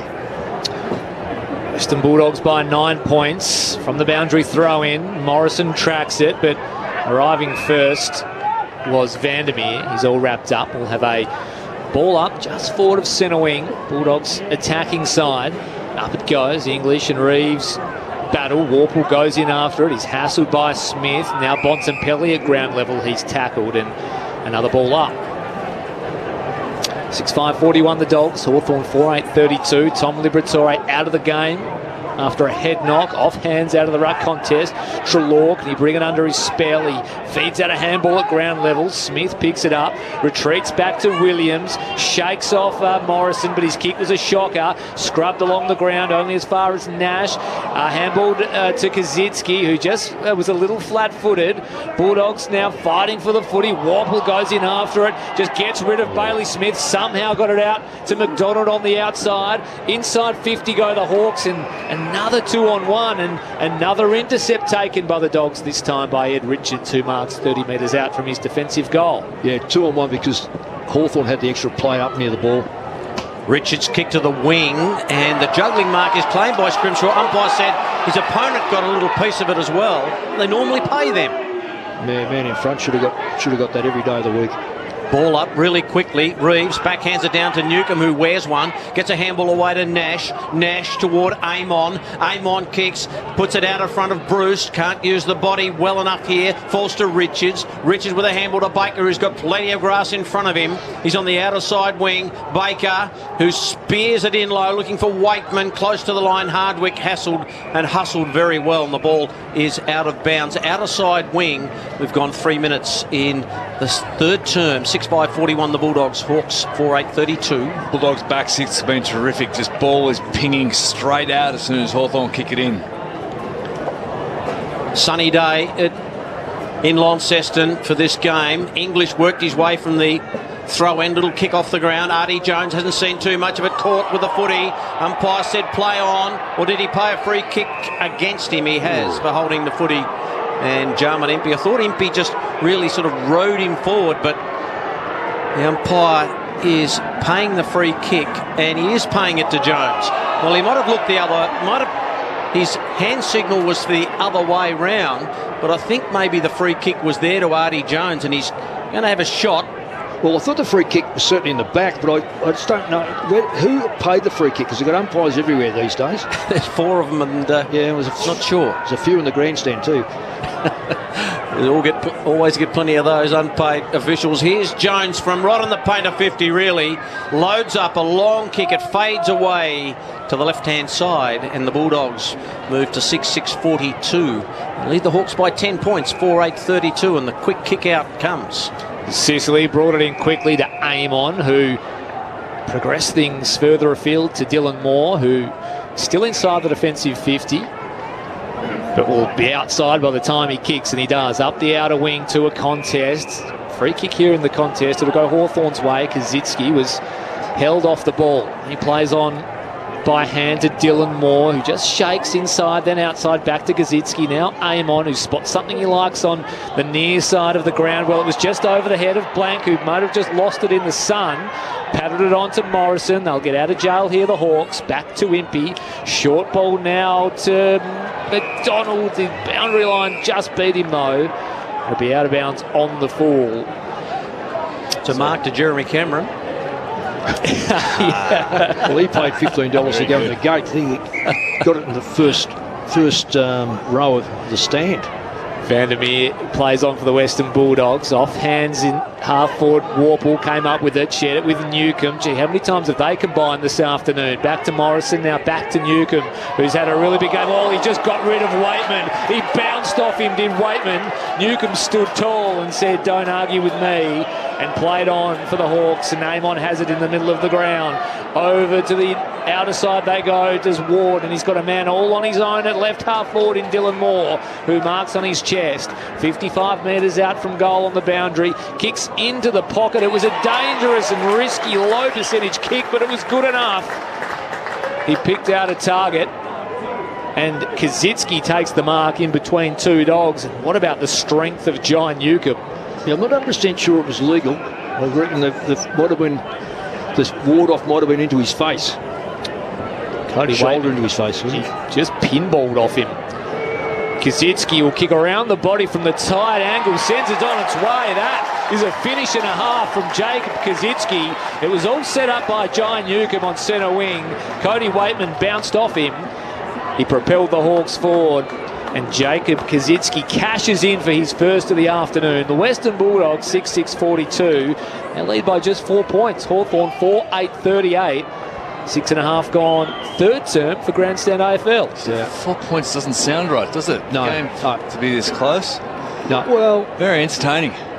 Yeah, I think the Dogs will be thinking, we led by just under 2 goals, and we've played 7 minutes into the third quarter, and we've actually gone backwards. This is where some of these players cannot always be up to Bonton Valley. That's right. And I reckon their leadership at Dogland is really absent at the moment. 5-8-38, plays 6-6-42. The Dogs hanging on by 4. Bailey Smith out of the centre, looking for Waitman. Waitman out of the contest, and Sicily off the ball was nudged out by Riley West, who says, well, it wasn't me. Well, it wasn't a free. Yeah, it was. Voice of Mick Malthouse, Brad Sewell, along with Chris Rowbottom, Andrew Cooling on the boundary. Short little kick by Sicily to Bailey McDonald, who's done some good things. Had his moments, though, a few fumbles here and there, but it's just his second game. Debuted against Port Adelaide last year. Mark taken by Nash now, who spreads it out wide and finds Weddle. Weddle between the wing and half-back outer side. Well, they're controlling the game, Hawthorn. They're controlling the game they want to into a breeze.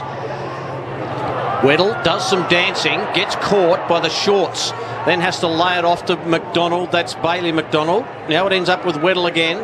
Back to Bailey McDonald. Got a bit of pace. Little handball close to the line by Moore. And he's almost had his head ripped off, but he gets a lot of frees around the neck, does Dylan Moore. And another one there to Ward, who gives some ground back to defensive 50 to Hardwick. Hardwick wants to switch to this side of the ground, the broadcast side, and the mark's taken by Morrison. Morrison goes in short through the corridor, risky kick. Did it nicely. And Amon takes the mark for the Hawks. Controlling the footy here, the Hawks, as Amon shows McRae some candy, comes out to the near side where Weddle marks. They're just progressing things inch by inch here, the Hawks. Just forward of centre wing is Josh Weddle on the broadcast side. Now the kick comes inside 50. Who can take a mark? Getting in front. Well, Kaczynski had a piece of it but couldn't quite take it. At ground level, Richards claimed it. And Luke Bruce claimed him. Cries of ball from the Hawthorn faithful. And we'll have a ball up, 45 out from the Hawthorn goal as Reeves just slaps it in the direction of a teammate, and that teammate might have been caught high, and it was Luke Bruce who emerges after getting a clip around the ears. The closest umpire didn't pay that, did he? So the umpire officiating about 40 metres away paid the free. Well, you could hear the slap in the microphones. Just to be right on Punky's distance here, a bit of breeze, kicking into the breeze. So Luke Bruce, very experienced campaigner here at York Park, leans back on the kick from 40 out. He won't quite get there, all the way to the line. No mark able to be taken. Richards off the fall of the ball. Risky kick to Treloar. Hawks lock it in though. Big cries of ball as the tackle is laid. Dylan Moore emerges and have a stoppage. 30 metres out from Hawthorn's goal. English won it down. Bruce couldn't quite rove it cleanly, but Daycoud got it off to Bruce, shook the tackle, had an open goal, but eventually he was brought down. He might have been legged. He was. Well, this is the Dogs' nightmare now, because the time's been eaten up. Bruce won't miss this. That'll put him in front, so the Dogs are starting a long way back. Luke Bruce gets a free kick 5 metres out from goal, and he makes absolutely no mistake. So his second attempt in the space of 30 seconds is successful, and Hawthorn have the lead here in Launceston. 6-8-44 the Hawks, the Western Bulldogs 6-6-42. And Luke Bruce kicks his first of the afternoon. Brad Sewell for Grandstand AFL. Again, that passage came about off the back of Will Day, running through a contest towards goal. He's so dangerous. His change of movement, he keeps the ball in front of him. He's so clean as well. And you couple that with Luke Bruce, it's a hard pairing to stop. Western Bulldogs kicked 4 goals in the first quarter. They've kicked 2 since then. It's all been Hawthorn, and the Bulldogs don't have any answers. They haven't been able to match that Hawthorn intensity, and Hawthorn now are controlling the ball from their back half. They're finding the spare, finding the overlap, and switching it to the far side. First time the Hawks have led in this game. Reeves knocks it down. Bontempelli can't take it. Smith got the handball away to Treloar. Kick smothered off the boot. It just rolled toward the Hawks, and the free kick will go back here. It'll go to Hawthorn. Looks like it's going to Impey for a push. Right in the centre square. Impey kicks out wide, hoping for a mark from Will Day. Ball falls over the back. Handball by Keith is a real lob, taken by Day. Now Day's very good at zigging and zagging. He goes long, hoping for a mark. Up goes Granger Barras, can't take the mark. Got a good piece of it.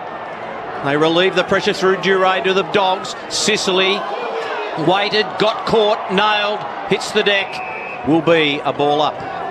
He's done a good job on him, young West, on Sicily. Sicily has had a lot of possessions, but not a lot of possessions that he would like, the clear ones. Very low ball up by the umpire. Didn't get too much height on it. Ball kicked off the ground to Poulter. Poulter is tackled. Went the kick, and the umpire's head holding the ball, or dropping the ball at least. And the free kick will go to Dylan Moore on the wing broadcast side. Hawthorn playing with some vim and some vigour. 15 metres is 5, I reckon. That short ball was barely the 15 to Newcombe, who slices the ball across the ground to the running Blank. He kicks to left half forward for the Hawks. He wanted Day, but the kick was no good, and Bailey Williams gobbled it up at right half back for the Dogs. He sends things up the line in the Norton direction. Bouncing ball. It sat beautifully for him. He can take a gallop on the outer side now. Can Aaron Norton inside 50 now go the Dogs. He wanted McRae. It was an awkward kick. Scrimshaw got in front, brought it to ground. Sicily was there. Players converge. They fight over it, but it pops out the back of the pack into the arms of Josh Ward, who kicks beyond defensive 50. Sat up for Blank. He's tackled by Smith. Got the hands out to Day. He's tackled. Now Weddle. Now Nash. Slaps it on the boot. Keith will get there first. Awkward bounce for the Dogs defender. Duray arrives for the Dogs. Handball out now to Baker. Has to be quick with Bruce on his hammer. Kick to left half forward. Wanted Waitman. Weddle got there. Forced it out of bounds. Good footy, good contest. We'll have a boundary throw in right where the 50-metre line meets the boundary. Doggies attacking zone. Dogs trail the Hawks 6-6-42. Hawthorn 6-8-44. 14 minutes gone. Third term for Grandstand AFL. Boundary throw in. Reeves got it away from Lob. Moore just threw himself to ground, had a problem. Day, handball of sorts, goes to Bontempelli, who pumps it back inside 50. And Norton takes a beautiful mark. That's a great mark. This is what he does well, but it's the next phase. I don't care how many marks a full forward takes. I'd like to see how many goals he kicks. Now, this will be his third shot, and we know the other two were one goal and out in the full, was it? Or it didn't make the distance. One or the other. On the full, so he's going to kick around the body. Norton, he's got the belly of the ball, and it's gone really high, but the goal umpire says, "Oh, cut you a bit of slack, you've kicked it behind." So the Bulldogs 6-7-43 trail the Hawks 6-8-44. We've gone almost 15 minutes in the third term. Well, there's got to be more care. He rushed it, held the ball terribly. Weddle's kick beyond defensive 50 was off hands. Richards arrived first. Day wrapped him up in a strong tackle. Ball up. Just forward of a wing. Bulldogs attacking zone. Up it goes. Lob just got rid of his opposing ruckman. Took the handball. Released Poulter, who released Ugle-Hagan. Left foot ball. Straddled the boundary. Wanted Bailey Dale, who's gone forward. That's another free kick's been paid. From a left footer. Left footer hugging the boundary. Could have brought that back right across the face of the goals. Hawthorn free kick. Weddle, the recipient, kicks back up the line. Big fly from Will Day. He had a piece of it too. Couldn't quite bring it down. Scrambling forward go the Dogs. Off hands was Dylan Moore. Wrapped up by the tackle. Just dropped it. I'm not sure how he got rid of it. Handball out now to Newcombe, who just keeps it in. Moore goes one way then the other. He was absolutely collared on this occasion. He might be the league leader in head-high free kicks, Dylan Moore, but that one was genuine. Alex Keith was a little enthusiastic. Wrapped up Dylan Moore, and another free kick here for the Hawks, who lead by 1. So Moore up the broadcast wing to a contest. Day flies again, almost a carbon copy of the previous attempt. Now it's Connor McDonald released on the outside. He's kicked to Granger Barras, was a bullet. He couldn't quite control it on the chest. It spills out of bounds, and it'll be a boundary throw in 55 metres out from goal, broadcast side. Had a bit of wobble on it though, Chris, didn't it? And Granger Barras just couldn't, with the diving sprawl, take the mark. Boundary throw in. All knocked down by Kazitsky. Rode beautifully by Warple, who gets the handball to Nash. Flanking him is Newcomb. Newcomb, that is a dart. That is a dart. And Granger Barras doesn't have any trouble taking the mark. And then the kick to Amon just chipped it inboard, and Amon's going to kick from 45 metres out on a slight angle. We know that Carl Amon will have the distance here. Just a measure of accuracy. Well, what's telling me is that the Dogs are relying on too few. They're gone to sleep. That was just beautiful play by the Hawks. Here's Amon from about 45. He hasn't really got the best part of it and has just fell short, and right on the line, Tim English takes the mark. Well, it was a wobbler.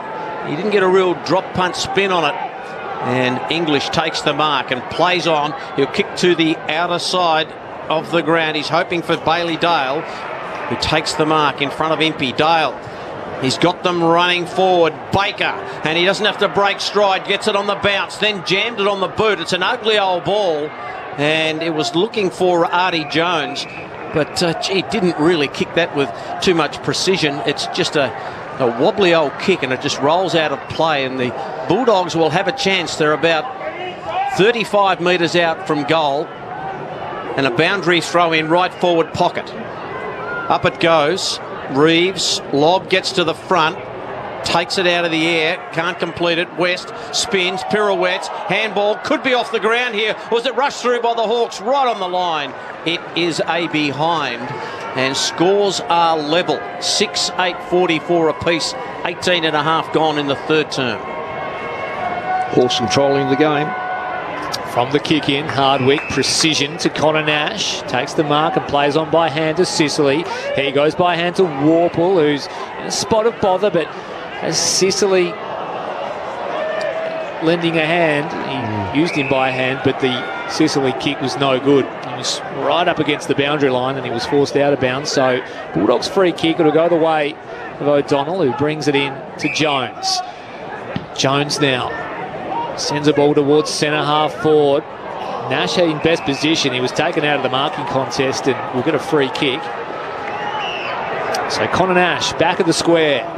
Sees something he likes across the ground. Kick had to be good, and it was. Scrimshaw marks, gets onto his favoured left and spreads it wide to Josh Ward, who marks him plenty of space out on the wing. He's got Connor McDonald 25 metres ahead of him, and he uses him by foot. So McDonald on the boundary line, outer side. He's going to cut inboard and send the Hawks inside 50. Lewis will fly at the front of the pack. Staying down was Granger Barras. He gathered the footy, but he was tackled, and there'll be a stoppage 40 metres out from Hawthorn's goal. All tied up here in Launceston, 6-8-44 apiece. Sun is shining, good crowd in, entertaining footy on a Sunday afternoon. Hawks looking to string together a couple in a row. Reeves tried to knock it into the path of day, but Bailey Williams ruined those plans. Got it off to McRae. Now Baker. Neat ball up the outer side. Sicily couldn't take the mark. Arriving was Hardwick. Back to Sicily. Now Scrimshaw off half back. Over the top of his intended target. West was there. Gathered the ball on the bounce. Got it back to Jones of the Western Bulldogs. His kick was a little dicey for Caleb Daniel, but he took the slips catch and marks inside defensive 50. Back to Jones. So the Dogs just trying to work something out. O'Donnell's got work to do. It's over his head. And the boundary line comes, and it'll be a boundary throw in. Mitch Lewis, Mick, as a key forward, he has no influence whatsoever. How do you get him into the game? Well, I'd play him higher.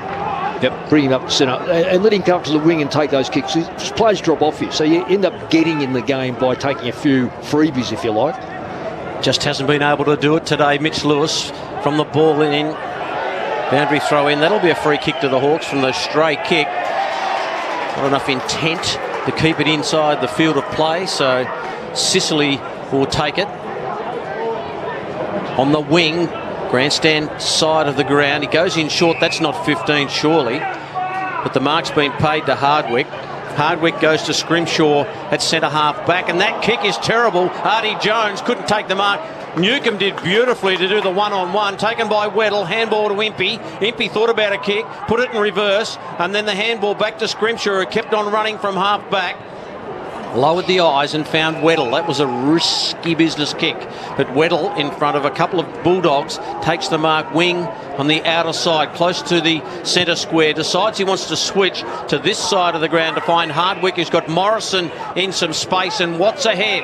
He's got Day in some space. He goes short and finds Newcomb, who marks in front of Bontempelli.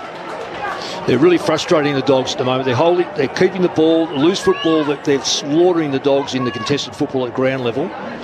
Newcomb kicks inside 50, up they fly, Dogs punch it away. Who's got the roving ball? Taken by Day. Day tried to get the handball to Bruce, but he couldn't get through. Moore, little handball away. Day jammed it on the boot. It could be a goal. It's hit the posts.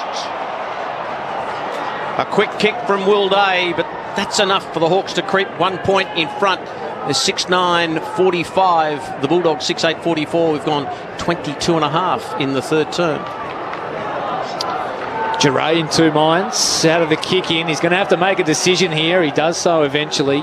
Short ball is okay to Vandermeer, who marks when the 50 meets the boundary line. Took him a couple of juggles, but he got there in the end. Just can't find any clear winners for the Dogs to actually start to take the game over. There's just no one who's dominating, even Bontempelli. Up the line on the outer side. Mark was taken by West, who progresses things further afield to Ugle-Hagan. He's been quiet since his opening term.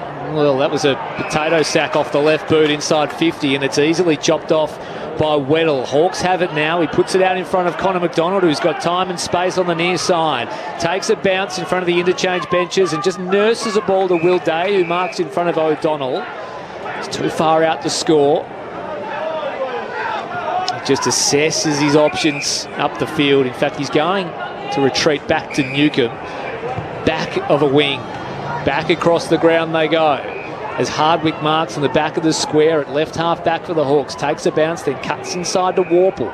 So Dogs just are not using their initiative now. This is where you've got to close up, force the error, because the Hawthorn are just controlling the ball into the breeze. Warple will just send a long ball up the corridor. Inside 50 go the Hawks, but it was to a pack, a 50-50 ball, and they bring it to ground for a stoppage right on the paint of 50.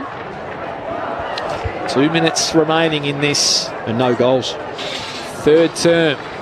English won it down. Bontempelli emerged from the stoppage. Around the body he goes. Blank in best position. Couldn't quite take the mark. He earned a free kick, but it'll be play on advantage to the Hawks. Scrimshaw with a low burner inside 50. Well, Reeves just got in the way. Went and butted up his own foot. He tried to get it to Lewis. Crashing through was English. He was all wrapped up, and we'll have another ball up just on the edge of the square. 55 metres out from Hawthorn's goal. They lead by a point, 6-9-45. The Dogs 6-8-44, dying stages of the third term for Grandstand AFL. Real arm wrestle as the ball goes in the air and then hits the deck, and Warple emerges with the football. Have another ball up. I just can't believe the Dogs, each as they've kicked 2 goals since quarter time, and none this quarter with the breeze. Have gone quiet. Impey got a handball away. McGuinness. Now Warple tried to get the arms free. Somehow got a flicky handball back to Hardwick, who got it to Newcomb, and Newcomb's kick was out wide. It was a low burner, as we've become known to watch him do that, and it rolls out of play. And it is at right half forward, just on the paint of 50. Hawthorn in attack, right in front of the Western Stand here at York Park. Good crowd in. Getting a little cooler as the boundary umpire does the business. Reeves only sharked by Bailey Smith, who gets a real bouncing ball. Lob got Weddle out of the way, and that was smart play. Then he kicks to open spaces. Ugle-Hagan's got the front running here. They're mowing him down. Scrimshaw gets to him now and then locks it up. Ugle-Hagan just buffeted out of the pack. It rolls out of play about 45 metres out from the Western Bulldogs goal, left half forward. It'll be a boundary throw-in. Bulldogs 6-8-44. The Hawks 6-9-45. 26 gone third term. Good play by Scrimshaw. Was it Scrimshaw? Really good play. Inside a minute remaining in this third term.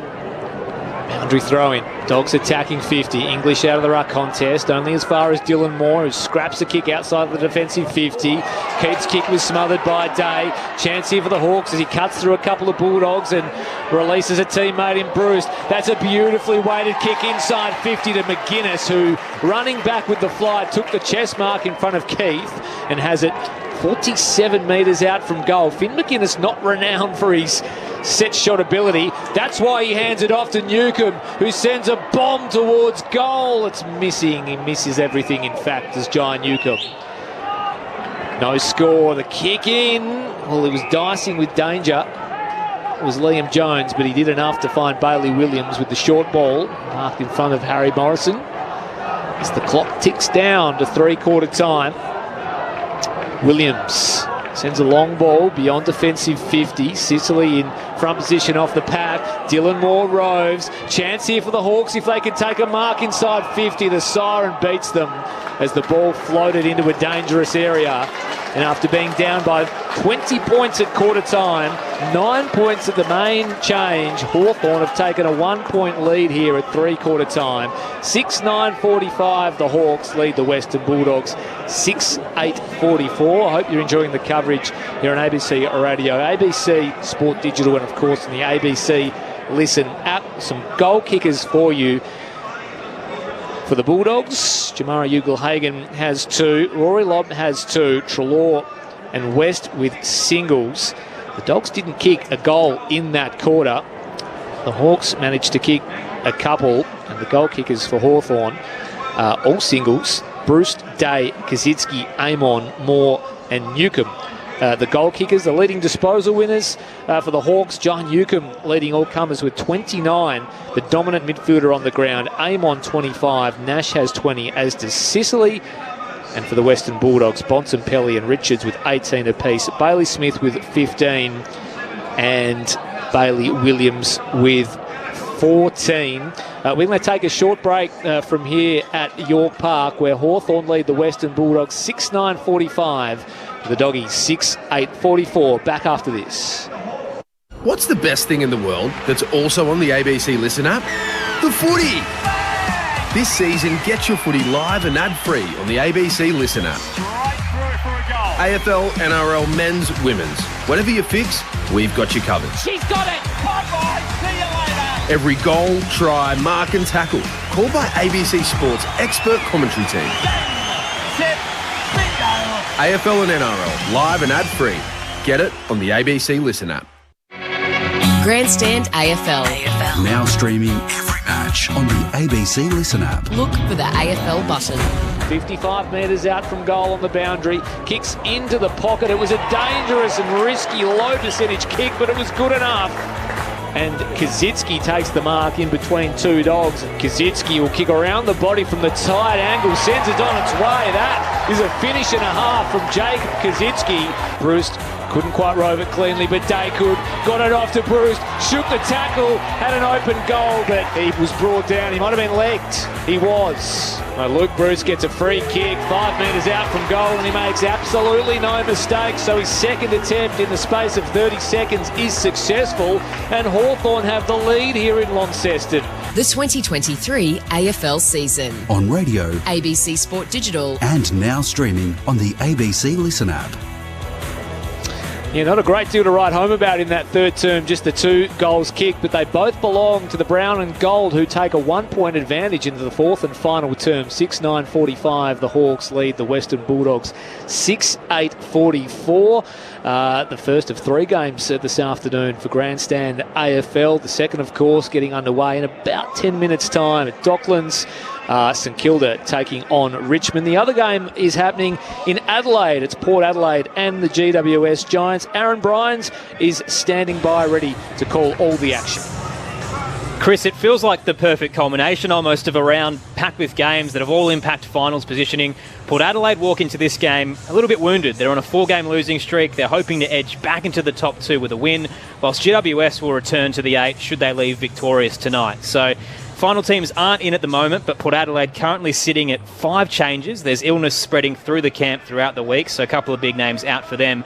And GWS, meanwhile, they've handed a debut to young Melburnian Toby McMullen, who was picked 34 in last year's draft. So going to be an exciting contest. I reckon the Giants are in pretty good form, albeit they did lose the Sydney Derby last week. And Port Adelaide, meanwhile, they just need a victory on the run home to finals. One more will lock them into the top 4. We'll have a combined 5 All-Australian Blazers in the box for the call. So Nathan Burke's going to join us alongside Josh Franco. Very excited for what's to come next. Chris, it should be a belter as the Power hosts the Giants. Thanks, Aaron. It should be a belter indeed. That one getting underway at 4:40 p.m. over at Adelaide Oval, as you just heard. Aaron Bryant's ready to go with the call. Hawthorn lead by a point here in Launceston over the Western Bulldogs, 6-9-45. The Hawks, the Dogs, 6-8-44. Mick Malthouse, how did you see the third term, and how do you see the fourth and final frame unfolding? Well, I'm pleased that I actually picked the Hawks on the back of last week. And after quarter time, I was thinking, no, I've got it wrong. But if the Dogs are so predictable, there's going to be... I'm going to stand corrected on this because my maths isn't that great, but I've got that quarter down at around about 117 possessions to Hawthorn and only 57. Now, as I say, I've got to stand corrected on that. I may have mucked it up somewhere, but I know one thing. The Dogs could not get their hands on it. And there was no run. The ball went inside the front 50 and it just came straight out. They had their shots. They had a couple of shots that, like, Norton's missed again, and I think it was Jones missed a relatively easy one. Hawks made them pay, not massively on the scoreboard. 2 goals won is hardly a massive score, but psychologically they've done some real damage to... This is going to have to be a complete flip around by the Dogs to know where they sit on the ladder if they've got that hunger. If they haven't, I've been most impressed in the Hawks over the last couple of weeks, and today has not been an exception. I just reckon that their midfield, young, aggressive, forward line holding the ball in there, back line holding out, doing a really good job. So they are a far better side than where they sit on the ladder. Bulldogs, it's all in front of them. Wins dropped marginally, I think. Can the Hawks hold on for a second consecutive upset? They're a point to the good here in Launceston as we get underway for the fourth and final term. Free kick out of the middle here. It'll go the way of the Hawks. Giant Newcomb holding the ball, free kick against Adam Treloar, and Newcomb is running right here in Launceston. Possession number 31 coming up for Newcomb, and it's a good one. Short ball to Morrison, who releases Amon by hand. Inside 50 go the Hawks. Moore couldn't take the mark at ground level now. Dogs will have the numbers, but the Hawks cavalry arrives. McGuinness emerges with the footy, got it off to Nash, who was tackled by Treloar 40 metres out from Hawthorn's goal. Newcomb up to 31 for the game, and Amon up to 26 and a goal. Doing as they please for the Hawks. Tom Liberatore out of the game, as is Chad Wingard for the Hawks. Chance here for the brown and gold, and here is that man Newcomb feeding it back to his mate in Warple. Wobbly sort of ball on goal. It's good. James Warple received the handball from his running mate in Giant Newcomb and paid him off in spades. He kicks his first for the afternoon, and Hawthorn extend the margin. 7-9-51 the Hawks. The Dogs 6-8-44. They're out by 7, early stages of the fourth and final term for Grandstand AFL. Brad Sewell. It's developing into a really potent midfield, isn't it, Mick? Between Warple and Newcomb in particular. Now, there's only Warple's his 100th game and Newcomb's only his 50th game. You throw in Connor Nash there as well, who's 6'3", sort of big outside runner. Will Day, who's got the class. Yeah. Ward, McDonald, McGuinness. You've got a real plethora of options that can rotate through there, and they're all hard, Mick. Oh, too right they are. They're as hard as a cat's head, and that's look, sides just can't go. What I've seen so far, they can't go with them. The Hawks popped the question to the Dogs early in the last quarter. Still plenty of time left in this game. Bailey Smith lets the handball away to Bailey Williams, who kicks a real up and under nothing kick. Impey's coming from nowhere, gets his hands on it, falls to West. West is tackled by Sicily, and the umpire said you took him over the line. No free kick. Boundary throw in right in front of us, just to the left of the interchange gates here at York Park, where a good crowd have watched a very, very tight contest indeed. So the Ruckmen are a long way from this, but they Engaged now. Reeves, who's done pretty well with that left Duke today. Warple just shrugs a tackle, gets a handball over the top, was looking for Reeves. Now here comes Newcomb, rides the tackle, Poulter gets him, gets his arms free, got it to Warple. Gee, I'd like to know how many times they've gone to each other this afternoon, those two. Kazitsky couldn't control the ball. In fact, it was Lewis who couldn't control it. And it rolls out of play between wing and half forward. Hawthorn would be slightly in attack. Well, that bit of play there, that's Newcomb showing that he cannot be stopped. Like, he had 2 Footscray players hanging on to him, and he still was able to get through, physically just so strong.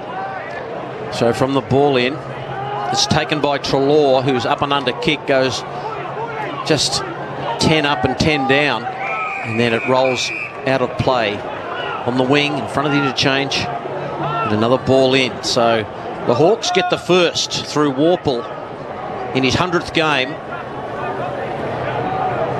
and it's Hawthorn doing it by 7. Reeves knocked it down, long arms, Nash, and another stoppage. So I don't reckon Daniels is getting enough of the clear football. Smith's getting rushed. Montempelli's just not getting his hands on it. Dogs are getting murdered at the stoppages again. Reeves to Nash to Ward, and now Newcomb busts away once again, shares it with Connor McDonald. Inside 50 go the Hawks, and on a long lead was Kazitsky, and he marks inside 50. 45 out from goal, back to Newcomb. Just demands the football, Newcomb, doesn't he? He just wants it in his hands. And his short pass is good to Dylan Moore, and they get their shot on goal slightly closer with a slightly improved angle. John Newcomb's up to 34 disposals. Hands on hips, head bowed, the Dogs. Just not a good sign at all. So Dylan Moore breaks the pain of 50, sends this one on its way right to the line over the outstretched fingers of Tim English. We might have a goal review because English claims he touched it on the way past. The umpires are conferring on the line, and we're going to go upstairs. There's a frustration because the umpire couldn't have been in a better position. And he's called it to touched. make it. Has the umpire called touch? Yeah, he has. Okay. He's called it touched. Yep. The soft call is touched, as we see on the replay screen. It looks as though it will be touched. Than last night then. That one last night, feeding, if that was touched, I'll go he. So that'll be a minor score to the Hawks as Dylan Moore's kick on goal falls slightly short. The outstretched arm of Tim English saves the day for the Dogs as they bring it in from fullback. Well, the recipient of the kick, Bontempelli, slipped over. He opened the door for Kazitsky, and he paid full toll, did Bontempelli. In fact, it was Mitch Lewis, the recipient of the errant kick in.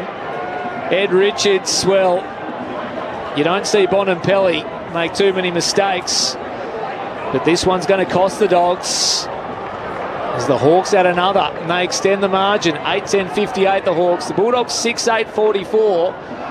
Everything's coming up Hawthorn here in Launceston. Yeah, I'm sorry for the Bulldogs supporters back in Melbourne or wherever you are.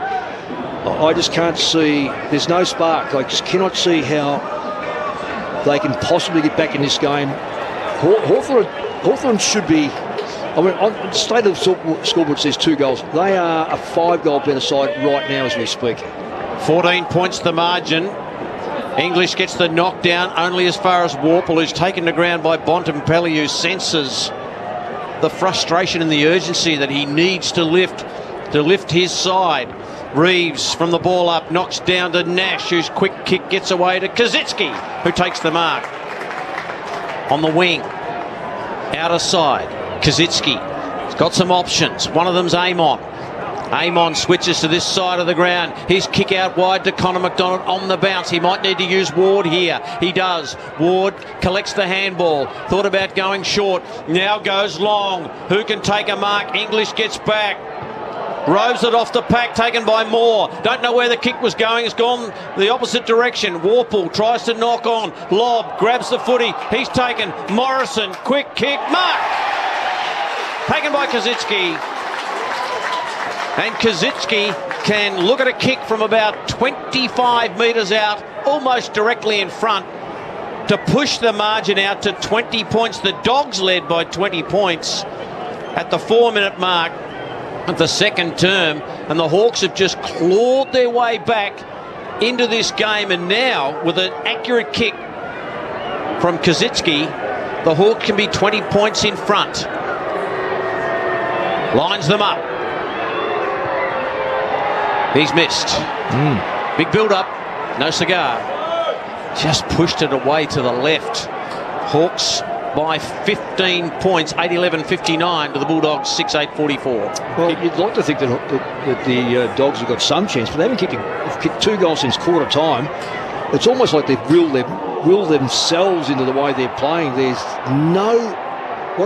What's disappointing, Shuli, is the run. Absolutely no run. No trying to get that 45-degree. Hawthorn haven't cut every 45-degree kickoff, and it's only that they're going up the line all the time. And because of Hawthorn's marking power or spoiling power, ball keeps coming back.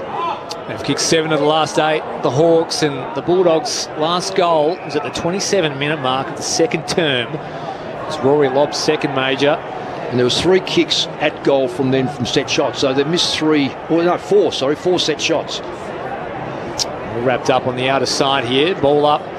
Day off the tap, shares it with Nash, and now Bailey McDonald received the handball, just rushed into his kick, high up and under to right half forward, and Kazitsky, hasn't he come alive in this second half? He takes the mark and now goes inboard to Amon. This is where they like it, the Hawks. Inside 50 they go once again, getting back and taking a wonderful mark with outstretched arms was Weddle. In fact, it was Granger Barras who just leapt back into the pack and got the ball to stick, and Granger Barras, who's been sent forward in recent weeks for the Hawks. It's the first one he's nailed, Chris. He's got his hands on quite a few this afternoon, hasn't been able to hang on, but that one stuck. Granger Barras, he was a late inclusion into the team after Ryan went down with illness overnight. From 25 metres out, makes no mistake, there's Granger Barras. And the Hawks pile on the pain here in Launceston. The Bulldogs simply with no answers. 9-11-65 Hawthorn. The Dogs 6-8-44. The margin out to 21 points.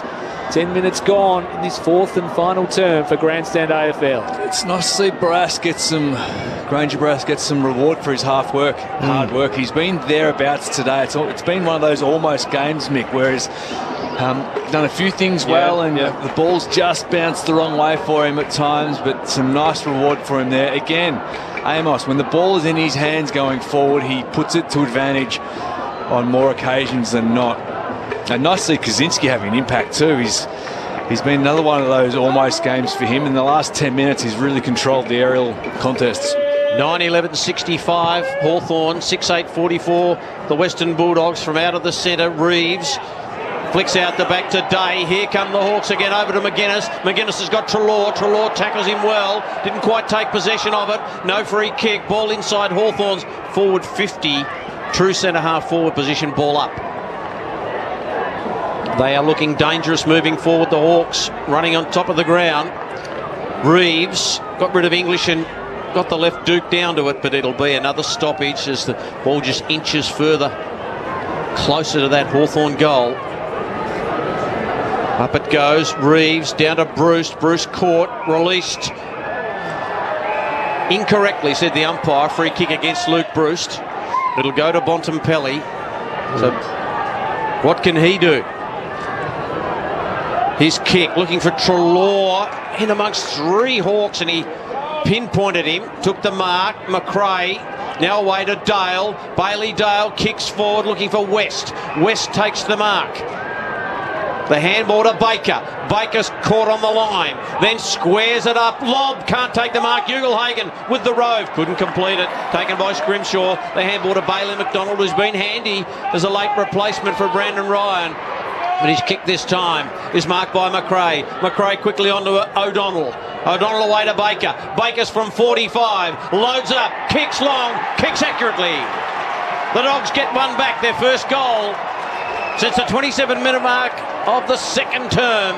And Baker, the sub, after Tom Liberatore was subbed off with that concussion, He gets it back to a 15-point margin. Bulldogs 7-8-50. Hawthorn 9-11-65. Mick Malthouse for Grandstand Footy. Well, one difference then compared to the rest of the half that we've seen before this was quick ball movement.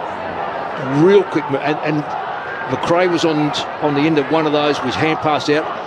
Baker on the wing now has got speed. He's not a bad kick, and he proved that there that he's not a bad kick. I've been surprised that he's been out of the side the last few weeks. But the secret, no doubt, one is you've got to win the football. They won the football and were able to then to march into their forward line, but it's been rare that they've been able to win those contested footballs. This is another one now. Back into the middle we go, Bontempelli and now McRae. Two of the old heads combining. Inside 50 go the Dogs again, but Scrimshaw stands tall for the Hawks. Takes a relieving mark in front of Lobb, spreads things wide where Ward gratefully accepts the mark at left half back for the Hawks. Up the line he goes to Newcomb. Coming up to possession number 36. He's all-time high, eclipsing his previous best of 33. It wasn't his finest though. The handball today. They almost turn it over here, the Hawks, as the Bulldogs arrive. Treloar shovels it out to Richards, who just has to concede some ground, but with poise does so well to McRae. Receives it back from McRae, takes a couple of bounces across half back and releases O'Donnell. Playing with some flair now, the Dogs. O'Donnell at half back sends a ball forward to West, who marks on his chest in front of Sicily. Inside 50 they go to a 2-on-2. Norton getting back. Got hands to it, couldn't take the mark. Sweeping through the defence was Weddle. His kick beyond defensive 50 was all Dogs. Poulter dropped the mark. Off to Keith. Back to Poulter. Inside 50. English with the juggler. Well, going quick ball movement has been the secret. And they've just sprung to life with that game. Well, it will be if you can kick this. But the simple fact is, you just wonder why they go into some cocoon and they just slow down and stop the Dogs. Now they've got a bit of life in their run. So Tim English, just the 7 disposals so far this afternoon.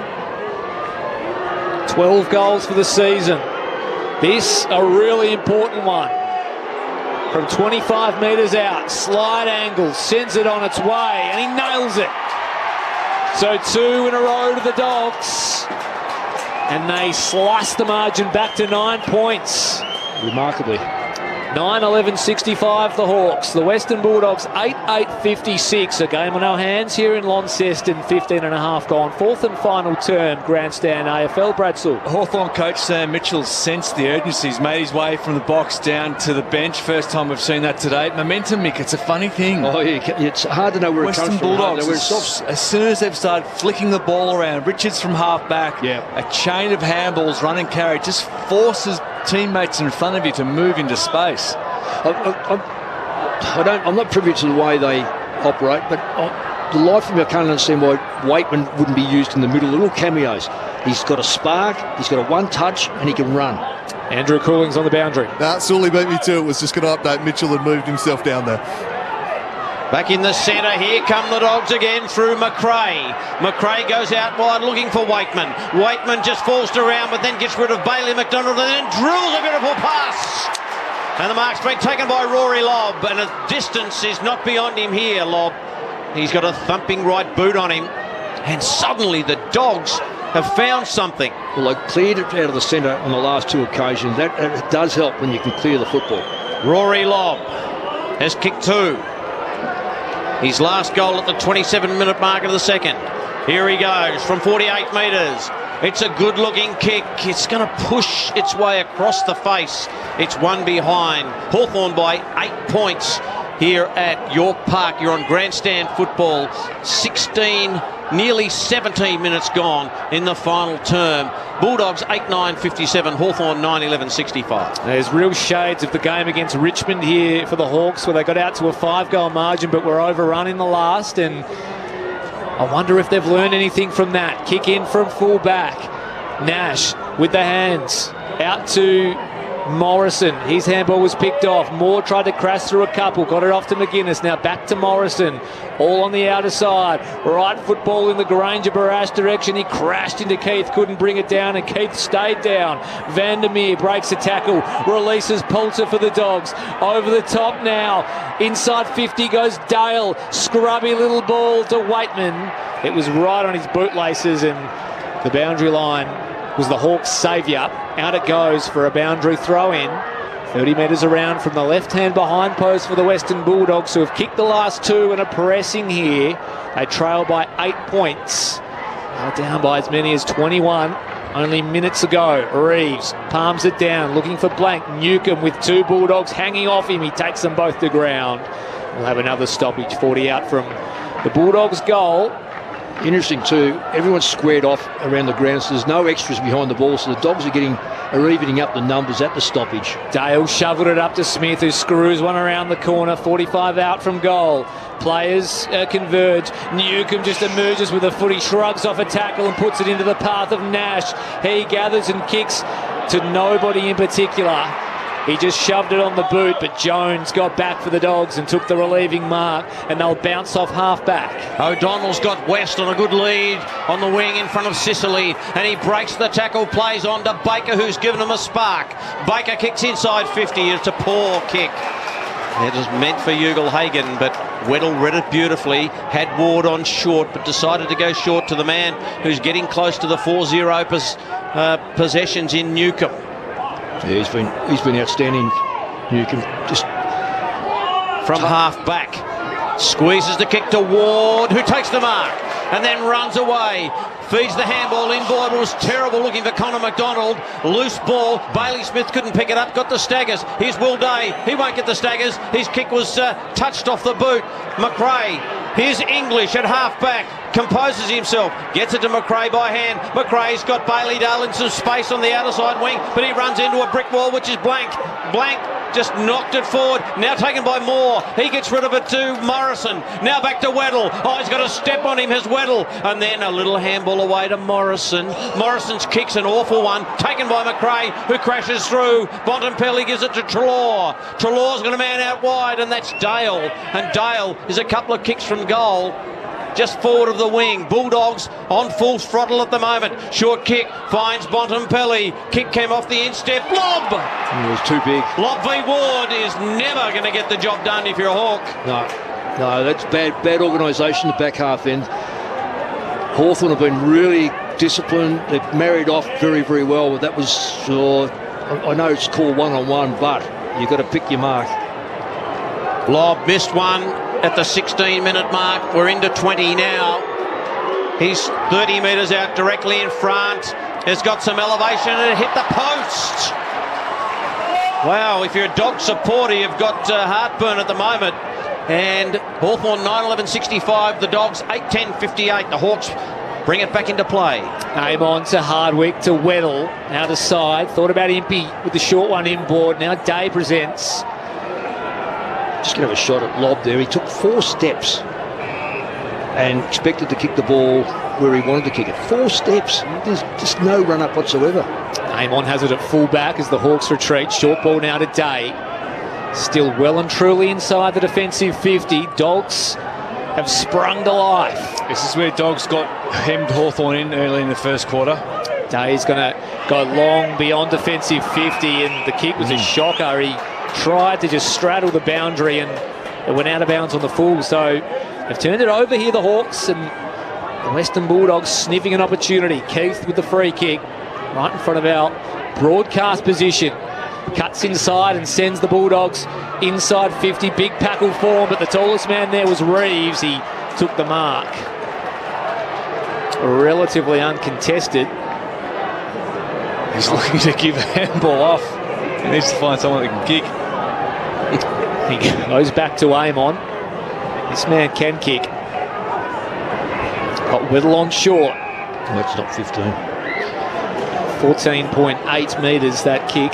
Well done, Bulldogs. They're locking Hawthorn in again. Back to Amon. They are hemmed in here, the Hawks, and he's forced to just kick long beyond defensive 52 to a contest. Newcomb over the back, brought it to ground somehow. Shrugged off the Bailey Smith tackle. Weaved inside, then outside. It's power and poise from Newcomb, who absolutely laces out Mitch Lewis up the line. And John Newcomb is putting together one of the performances of the season with possession number 39.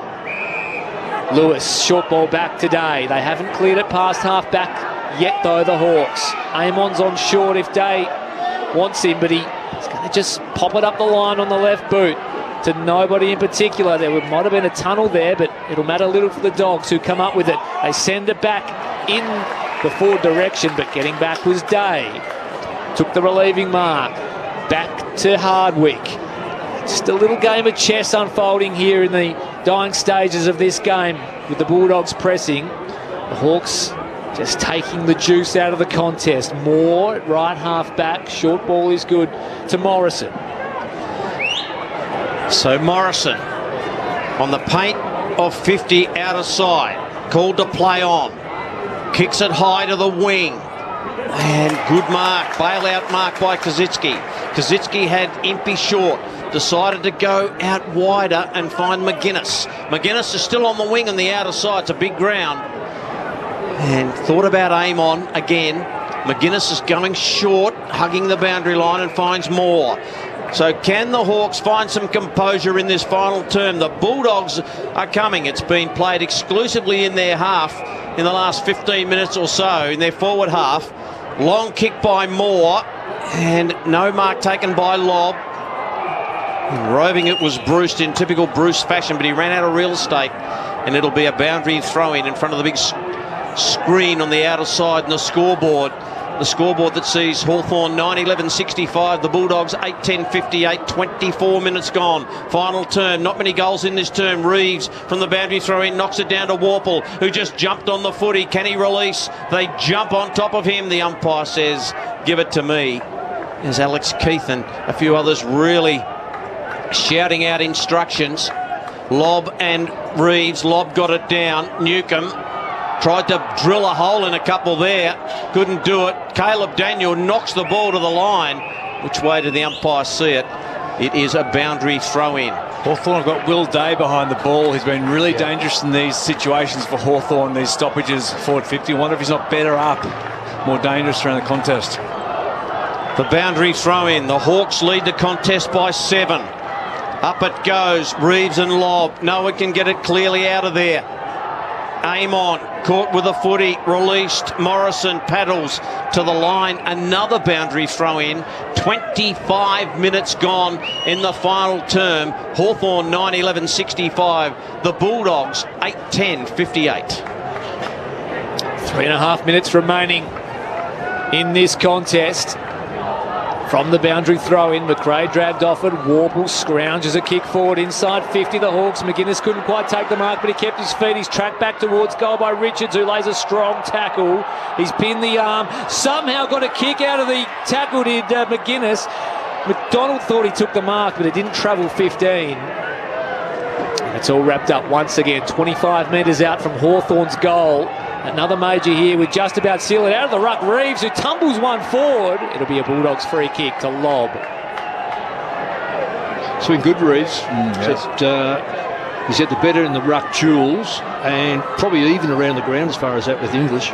7 points the margin. Kick in the Ugle-Hagen direction. Had 3 Hawks to contend with, one of which was Sicily, who brought it to ground. Scrimshaw got it to Bruce. Kick into the pocket. On a lead was Kazitsky. He marked just inside the boundary in front of Liam Jones, and he'll kick from 45 metres out, tight angle. Toughest pocket to kick from on the ground, this one. He's going to elect to go short and inboard. And it wasn't 15. The kick to Bruce. Swung in the tackle. Got the handball off, but only as far as Lobb. His handball eludes Bailey Smith, and it goes over the boundary for a throw-in. 2.5 minutes remaining. Fourth and final term. Hawks hold a 7-point advantage. 9-11-65. The Western Bulldogs 8-10-58. 30 metres from the Hawks' goal. 40 metres. Reeves just reaches over the top into the path of Warple, who has a flying shot for goal and misses. Hawks by 8. That might have been the sealer, you would think, as the game goes on through Richards, who plays on. Last roll of the dice approaching now for the Bulldogs as Richards gets good purchase out of fullback. Poulter takes the juggling mark just forward of the wing for the Western Bulldogs. Gets things moving immediately. Bailey Dale's been swung forward. Takes the mark just outside 50. Pumps the Dogs deep. Mark's been taken. O'Donnell. A goal's been kicked. In fact, it was Bailey Williams who's been thrown deep forward, and they take it coast to coast to the Western Bulldogs. And they slice the margin back to 2 points with 1:54 remaining. Wow. Well, it's all to do with how the speed of the ball. Yeah. I think the Dogs have left it too late. I know there's only a minute and a bit left, but unless they clear this ball. But interestingly enough, when they move the ball and they've got the forward line structure they have, which is a little bit more mobile, the Hawks have been struggling on that back half since that move around. What have they kicked this quarter so far? They've kicked only 3 goals, but it's into the breeze. The clearance here is going to be the most important, probably, clearance of the game. And here it comes. 9-12-66 Hawthorn. The Bulldogs 9-10-64. Up it goes. English v Reeves. It's sharked beautifully by Bontempelli, who's got a kick on his right boot. It's not inside 50 yet. Sicily can't take the mark. It rolls out toward the boundary line. Sicily grabs it. Feigns the handball. Handball chopped off. Got it back. Now won by Connor McDonald, whose kick was about to be smothered. He kicks. There's got to be a mark here. Kazitsky can't take the mark. Taken by Bruce. Bruce finds Lewis. Lewis has got more, running close to goal, and Lewis says, let's settle it down. It's 1:26 to go. Mitch Lewis from right on 50, probably 53, has a shot for goal. He's kicked 1 today, and he hasn't had his best. He's good for the distance, so there's no question. Right to left breeze. He'll kick with a breeze. He's going to take all his 30. He's on the runway. He's got to get going now if he doesn't push forward. Just got started in time. Mitch Lewis will wind up from outside 50. Gets a long kick at it and misses to the near side. Still chance for the Bulldogs. Hawks by 3 with not much time left. Can the Bulldogs snatch it? Chris Rowbottom for grandstand footy. 45 seconds remaining. Tim English out of fullback. He's taken 3 bounces. An ungainly side here in Launceston. Kicks beyond defensive 50 as the clock ticks down. 1-on-1 contest between Dale and Amon. Dale won the day. Amon laid a massive tackle. Mobbed by Hawks. And they'll come up with it here. Bailey Williams, who kicked the goal earlier, gives up the free kick. Take a bow, Carl Amon. The tackle stuck with 19 seconds on the clock. Amon pops it over the top to Impey. And the Hawks, with 10 seconds remaining and a 3-point advantage, hold the footy 70 metres out from goal. Make that 80. Because Impey has retreated back to Carl Amon, who boots the footy in celebration. And if the Hawks hadn't arrived last week, this young team has now famous back-to-back victories. Hawthorn 9-13-67 defeat the Western Bulldogs 9-10-64. A classic in Launceston. Hawthorn reigns supreme. Teamwork is the thing that draws. One for all and all for once, the way we play it more.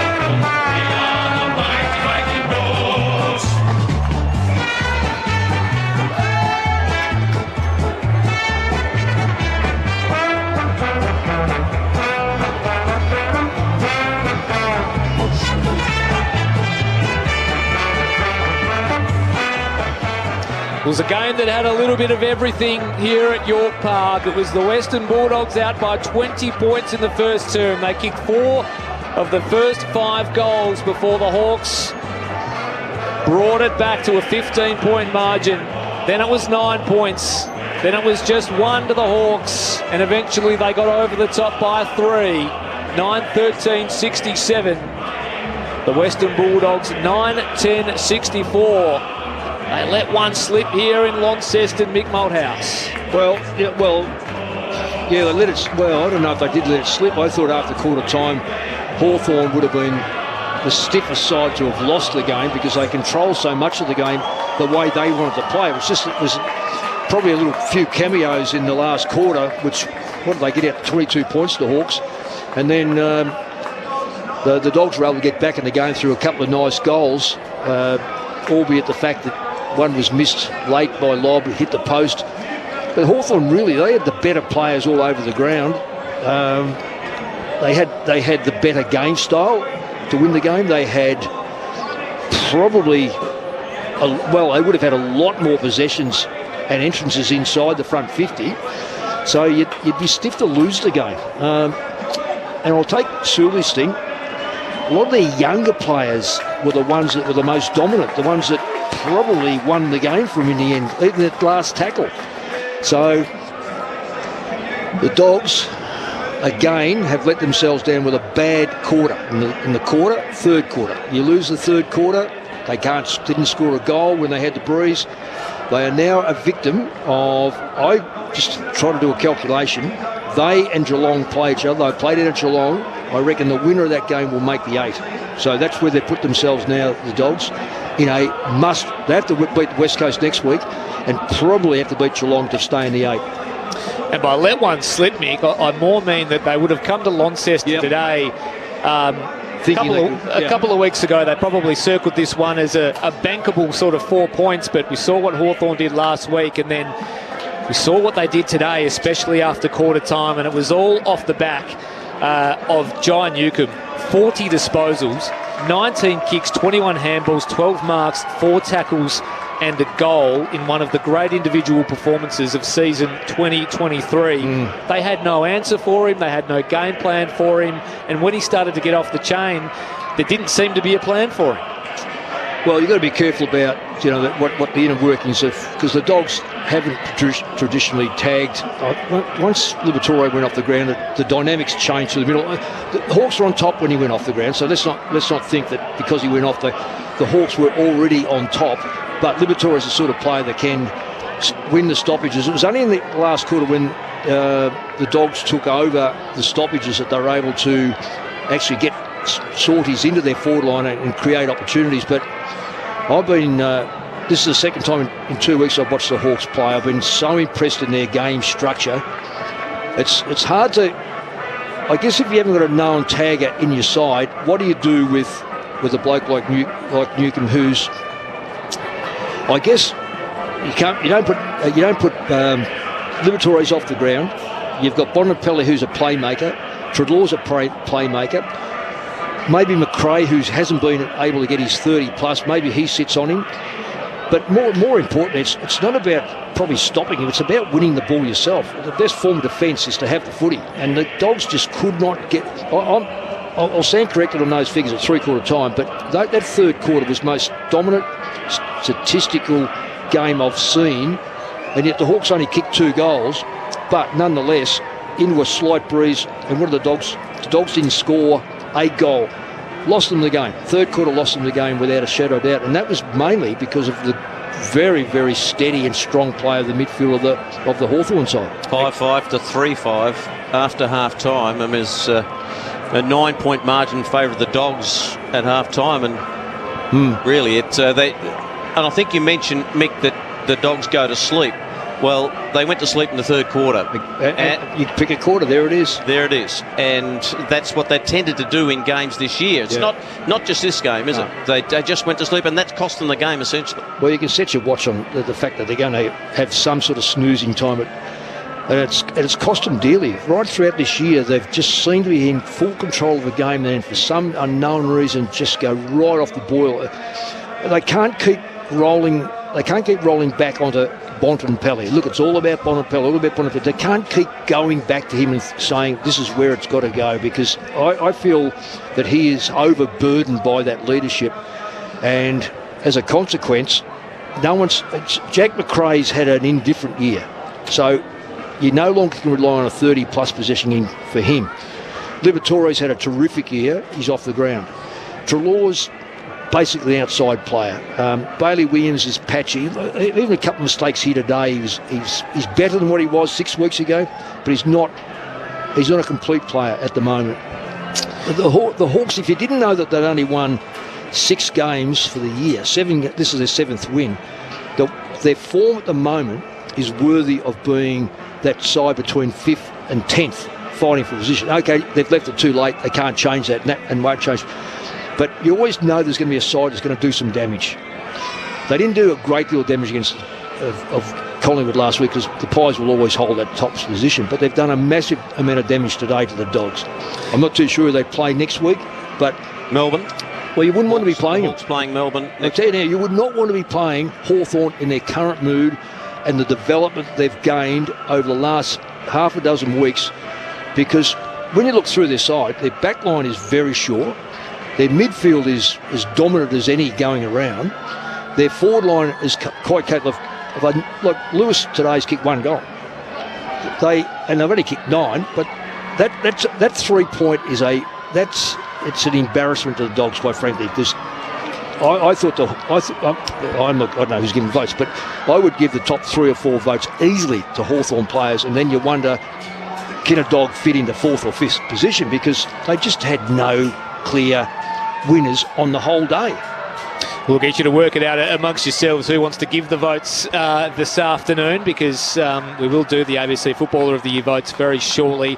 The Hawks players just getting around the Launceston faithful as it stands. We've got Andrew Cooling waiting down in the rooms for the song, and then an interview with one of the triumphant Hawks players very, very shortly. But just the ramifications here for the Western Bulldogs, who on the live ladder currently they dropped to 8th with St Kilda currently playing Richmond and holding a 17-point margin in that game at the Docklands. But we've also got the Giants and the Power to come up later this afternoon. So if the Giants beat Port Adelaide in Adelaide, they'll leapfrog the Bulldogs on the ladder. The Bulldogs will be out of the 8. So huge ramifications for the Western Bulldogs following the loss to Hawthorn this afternoon. For the Hawks, as you mentioned, they can't really move. They're locked into 16th, 2 games adrift of the Gold Coast on 36 points. But you mentioned the next 2, the Hawks. They've got Melbourne at the MCG and then the Dockers at the MCG as well. So Melbourne, they won't go in as favourites against, but you never know. Based on what we've seen the last 2 weeks, they'll go into the game against the Dockers as favourites, and every chance potentially to win their last 4 of the season. Perhaps more importantly, in terms of the finals race, is the Western Bulldogs. Next week, they play West Coast at Docklands. They'll be expected to win that. They should win that. And then they play Adelaide over... no, sorry, they don't play Adelaide at all. They play Geelong, down in Geelong. Yeah, as I said, I reckon that game, the way it is, it could well determine 8th spot.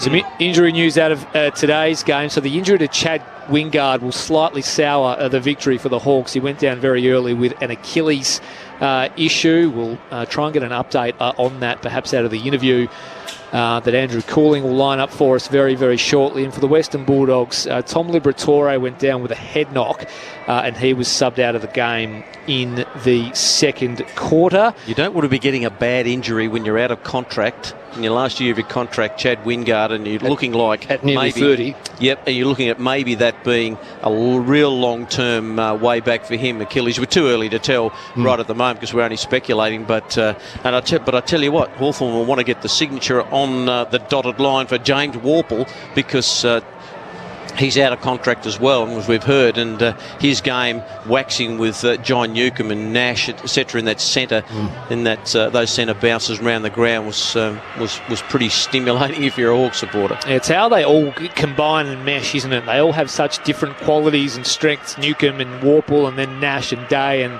they all go about it a little bit differently, which will be putting smiles on the faces of Hawks fans, that's for sure, as the Hawthorn playing group just gathers outside the race. They're about to make their way down. We'll get the song to you very, very shortly. And then an interview as James Sicily leads the troops down into the rooms. In fact, we might even go down to Andrew Cooling now if he is stationed and ready to roll, just to capture a bit of the atmosphere and the general vibe. And he can call the play for us as the triumphant Hawthorn team rolls into the rooms. Andrew. It's just getting quite loud down here now, Chris, because the Hawthorn players have made their way into the rooms. Quite a few fans down here giving them quite a warm reception The playing group absolutely all smiles. They are delighted after this one. There's a lot of backslapping, a lot of fist pumping going on. This is a very happy playing group, and I think they're about to launch into a pretty rowdy rendition of the team song as they start to circle up here. It's certainly a very delighted playing group at the moment, and Sammy Mitchell right amongst it. He's very proud of his boys, and they're just about to launch into the song now, so I'll head over and get that for you. Yeah. Here we go.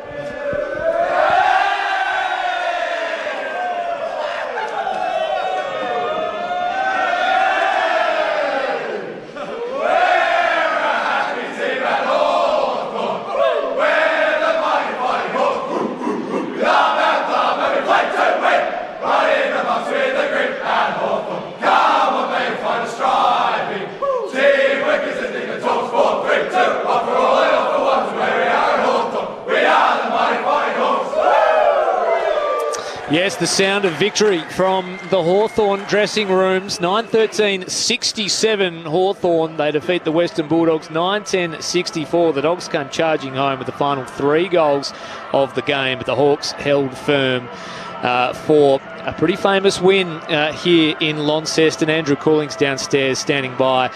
He'll rustle up an interview for us very shortly. Just a reminder, at the conclusion of our broadcast here in Launceston, you'll head to Adelaide, where Port are playing the GWS Giants. And now that the Bulldogs have dropped this game here in Launceston, that has significant ramifications potentially for the top 8, with the Giants a chance to jump inside if they can get over the top of the power. An update from Docklands, where Richmond is up against St Kilda, and it is the Saints at quarter time up by 17 points. They've kicked 5 goals straight, have the Saints, to lead the Tigers 2-1-13. So 5 straight 30 St Kilda, Richmond 2-1-13 at quarter time at Docklands. Let's go down to Andrew Cooling, who is standing by with a triumphant Hawthorn player. Yeah, here with Carl Amon after a big victory and a big celebration. Carl, how are you feeling after that one? Seems a pretty good mood down here in the rooms at the moment. Yeah, it is. I was unfortunate to miss last week, but this is making up for it a little bit, and it was a fantastic win by the boys, and the Bulldogs are a quality outfit this year, and it was a great test for us coming down here, and we love playing down in Tasmania, and the boys put on a good show and got the win. 2 weeks in a row now, the club's had big victories. Obviously, finals out of the equation, but how big is that in building for next year and building for the future? Yeah, spot on. I think, we've been growing as the years have gone on, and, if we can take down some big scalps, it's going to be really good for our confidence. And as you said, it's going to be building our momentum coming into next year. And, getting games into these younger players and getting these close wins, experience is vital, and, it's been a really good finish to the year. And how was the heart rate there in the final couple of minutes? They obviously had a bit of a late push at you, and it was pretty tight there in the final 2 minutes. It was. We've lost 3 games behind 5 points this year, so it was a good test for the boys. The last time, obviously against Richmond, we spoke about it, reviewed it, and it was good to see some of those signs in the late moments that we could put into place and hold us up. All right, we'll throw upstairs to the box now, boys. You've got Carl Amon. Carl, Brad Saul, mate, well done today. What was the message from Mitch at quarter time? It looked like the Western Bulldogs jumped you a bit, and then what changes were made? Yeah, they did, and we just said at quarter time we just want to go back to what our plan was, and that was to really press the game and put pressure on the oppo, and I thought we got that, and once we got that and ball in our hands, we were able to generate some good offence going forward, and get it into our forwards and we'll kick into the goal.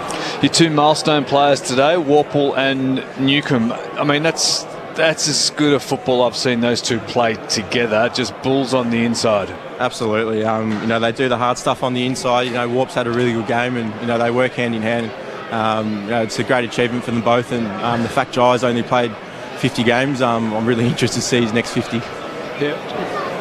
Congratulations, Carl, on your game. Just again, I know Brad just spoke about your midfield, but it just appeared to me that from quarter time on, they just absolutely dominated. How important is Reeves to that midfield the way he's playing as well? Yeah, it's massive. I think if we can get first look with Ned and let our inside bulls go to work, it's going to play into our hands. And obviously Ned was up a quality opponent this week in Tim English, and I thought he stood up really well. And he's obviously a very big boy, so if we can use him, it's going to give us best opportunity to get first use and put the ball into our forward half. Look, I've watched you play the last 2 weeks, and if you didn't know the ladder and you just thought, okay, well, I'm just watching games of football, this is a side that's worthy of a top 8. What has taken it so long to? I know you said before you've lost 3 games just under a goal, which could fall either way. But the transformation between your best and your worst this year is just extraordinary. It seems to be far more consistent. Is that because of the player group? Is it senior driven, or is it coach driven, or is it just I guess maturity? Yeah, I think that's what you touched on. It's just the maturity of the group, and obviously we have a very young group, but the more that we can put ourselves in these situations and the more that we can get continuity playing together, it's going to be better for us. And as you said, it's all about just having that consistent effort. And probably earlier in the year, we'd have a quarter or two where the Oppo would pile on, 6 to 8 goals in that quarter, and, that would be done for the game. So the fact that we can improve that consistency in effort over the 4 quarters puts us in good stead. And as we've seen in the last couple of weeks, we can match it with the best. Yeah, well, I was just going to say that. What has been the best game for the year? I think last week was good. I think Brisbane earlier in the year as well, I think we came in with a really good plan, and we dominated most of that match. I think obviously Collingwood last week was really good, obviously against the number 1 team in the comp. But even this week it's really good for our group. I think the fact that we backed it up from last week, we could have come out and lost by 6 goals, and they would just said, last week was just a one-off for Hawthorn. But the fact that we've backed it up this week and put away another really good opposition, it's really good confidence for our group. Without giving away great strategies, just the game structure itself, can you explain it in a couple of sentences what it consists of? For today? Yeah, no, your game structure for the way that Mitch wants you to play. Give him nothing, Carl. I think we've said it publicly, but we want to play brave football. I think we want to take the game on. We're a quick team, and that's how we want to play. I think, we want to play a really exciting brand of football, and that's quick. And, hopefully the fans can start to see that, and hopefully we build on that. And next year we can, hopefully play finals. And what about today? It was quite significant. When the contested football fell your way, you were on top. When it didn't fall your way, there's a couple of instances there for about 4 or 5, maybe 7 or 8 minutes, you lost the contested football and then you lost control of the ball. So is a great emphasis put on the contested ball. I know some sides are contested teams, others aren't. They rely heavily on just winning enough of the football and then outside run. Where do you place the contested football? Yeah, absolutely. I think the Doggies are a really high contested team, and they want a lot of stoppages, so that plays into their hands. But obviously, as you said, if we were able to match them and beat them on the inside, then it would go a long way to getting the win. But as you said, if we did lose the contest and they get some momentum, we had to shift that and kind of stem the flow, and I think we did that really well. But yeah, as you said, we're a contest team, and going against one of the best, we had to match it with them.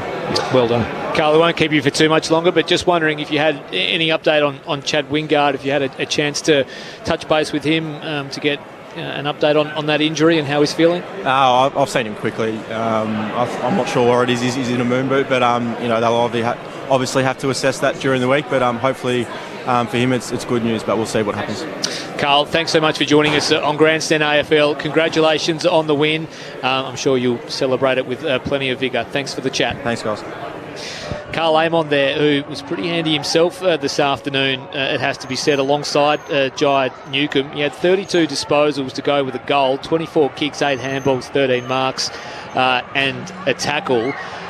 He almost an underrated inclusion into this Hawthorn side last year. He sort of come across under not a great deal of fanfare, and starting to really add something to this Hawthorn team with his ball use and ability to find the footy, and again complementing the inside-outside type players. So Carl Amon with the 32 disposals this afternoon, very impressive. Doesn't miss a target. No. Does he? No. I mean, that's the thing. I cannot believe that he's got under the radar from being by being picked up by the Hawks. He is elite.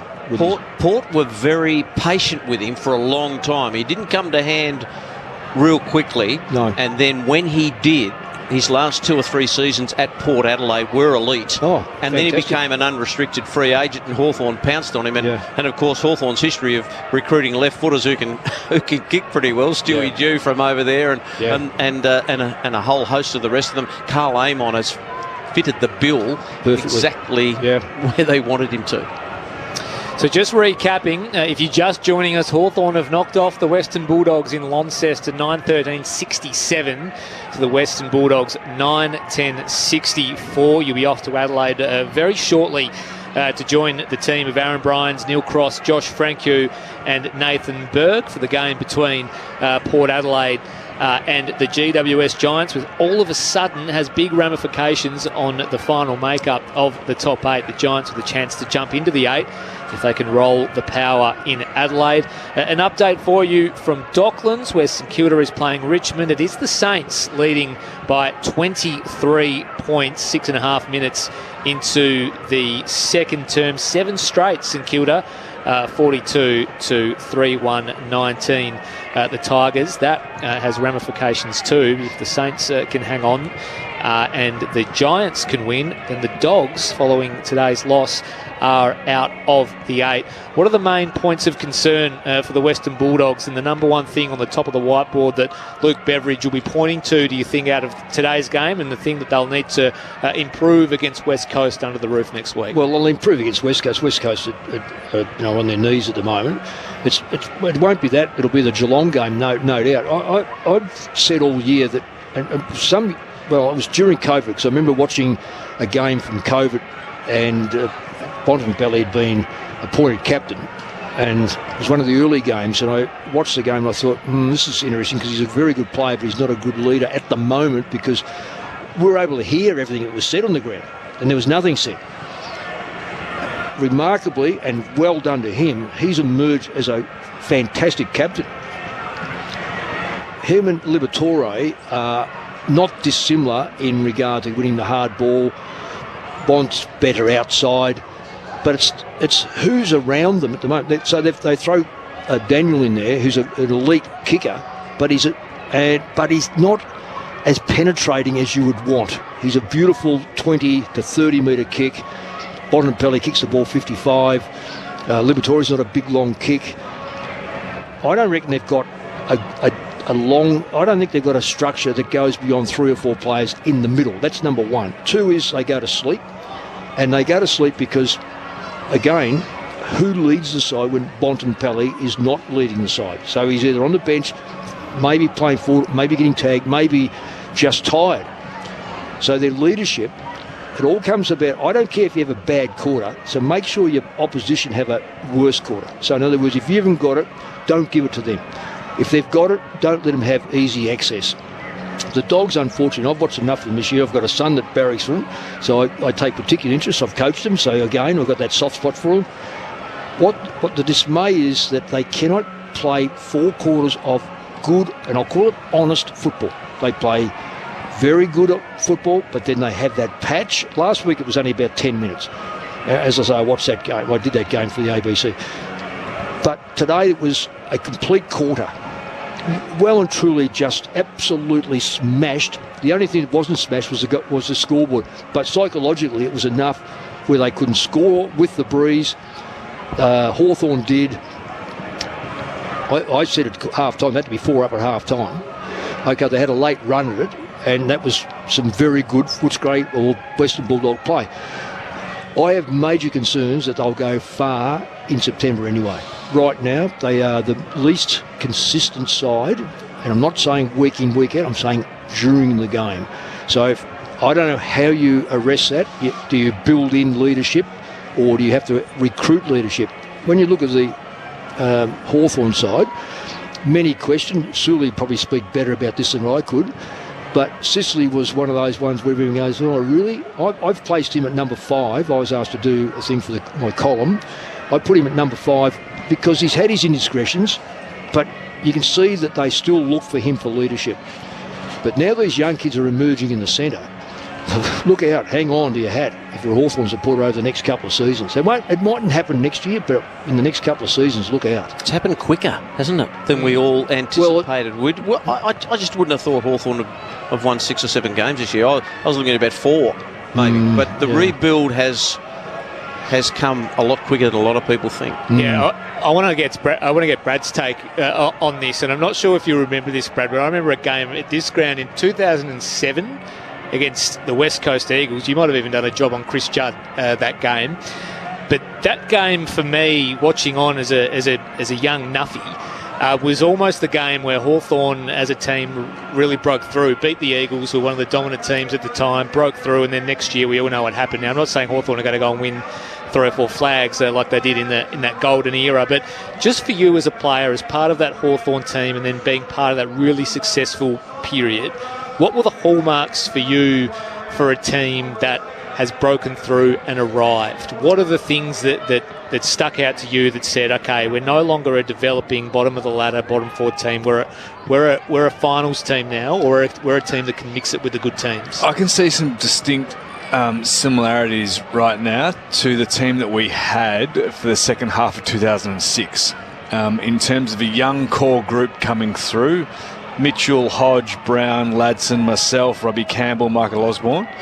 Young group coming through, and I think we won the last 4 games in 2006, which then became the launch pad or the springboard to go into pre-season to then, make an assault on 2007.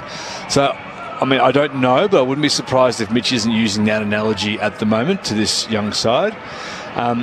You can see the level of belief just growing in each and every player out there, and it feels like this run began at quarter time against St Kilda, when Hawthorn were embarrassed in that first quarter and there was a lot made, and Mitch came down and gave the boys a bit of a bake, which he doesn't usually do. So it was noted by a lot of people, and it feels like, although they lost that game to feels like even though they lost that game to St Kilda, it feels like since then they've been moving ahead in leaps and bounds, and obviously we saw that game last week, and again what we saw today in the Western Bulldogs controlling the first quarter. The side's ability not to get flustered, to maintain their composure, to adjust things at quarter time. Clearly the group's very coachable and responsive to what Mitch and the coaches are saying. Clearly they're well coached. Clearly they've done their homework and they've done their research in the week prior. You're right. Melbourne next week, we'll be looking at this Hawthorn side, looking at it very, very differently to what they might have been 2 or 3 weeks ago. Yeah, it just seems that they've just found the secret sauce almost in terms of the combinations that they're using around the ground. The single ruck setup with Ned Reeves, and maybe the dual ruck with Lloyd Meek experiment maybe shelved for some time now, and the Nash Day, Newcomb, Warple midfield might be the one that takes them forward. I'm told that it was Hawthorn defeating West Coast by 35 points, round 9, 2007. Brad Sewell had 22 disposals that day, and I reckon you did a job on Chris Judd. If my memory serves me correct, Hawthorn kicked 7-1 in the third. There's some big parallels there between last week and this game as well, that young Hawthorn team and the one we're seeing emerge in front of our eyes in season 2023. Too late for finals, as we know, for the Hawks, but certainly exciting. And Michael Maney, I'm not sure if I've ever seen this many Hawthorn supporters stick around after a game. We're seeing at least a couple of hundred out there converging and gathering on the ground in a U shape, aren't they? Out on the ground for what we think is going to be maybe a little meet and greet from the players. So last game here in Tassie for the Hawks. Yeah, that's right. So certainly some excitement building amongst the local fans. I'm not sure if we've got some votes. If you've got the decision, who would like to do the votes for us? Yep. If you like a second to think about it, we can come back to you. Good to go. In 60 seconds. We'll just get a quick score update from Docklands, where St Kilda is out over Richmond by 30 points. The Saints 8-1-49 to the Tigers 3-1-19. So the Saints on the bubble a little bit too. 2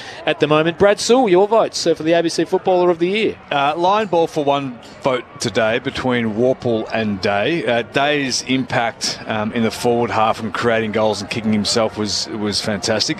But Worpel's grunt work and his 100th game, I've given him the one vote. Carl Amon, 32 disposals, 1 goal. He was fantastic today. Does not waste a disposal, and invariably there's a shot on goal if Amon's got the ball to boot sort of 60 to 70 metres out. 3 votes to Jai Newcombe. Clearly the best player on the ground. 40 disposals, 1 goal. What have we got? 21 handballs, 12 marks, 4 tackles.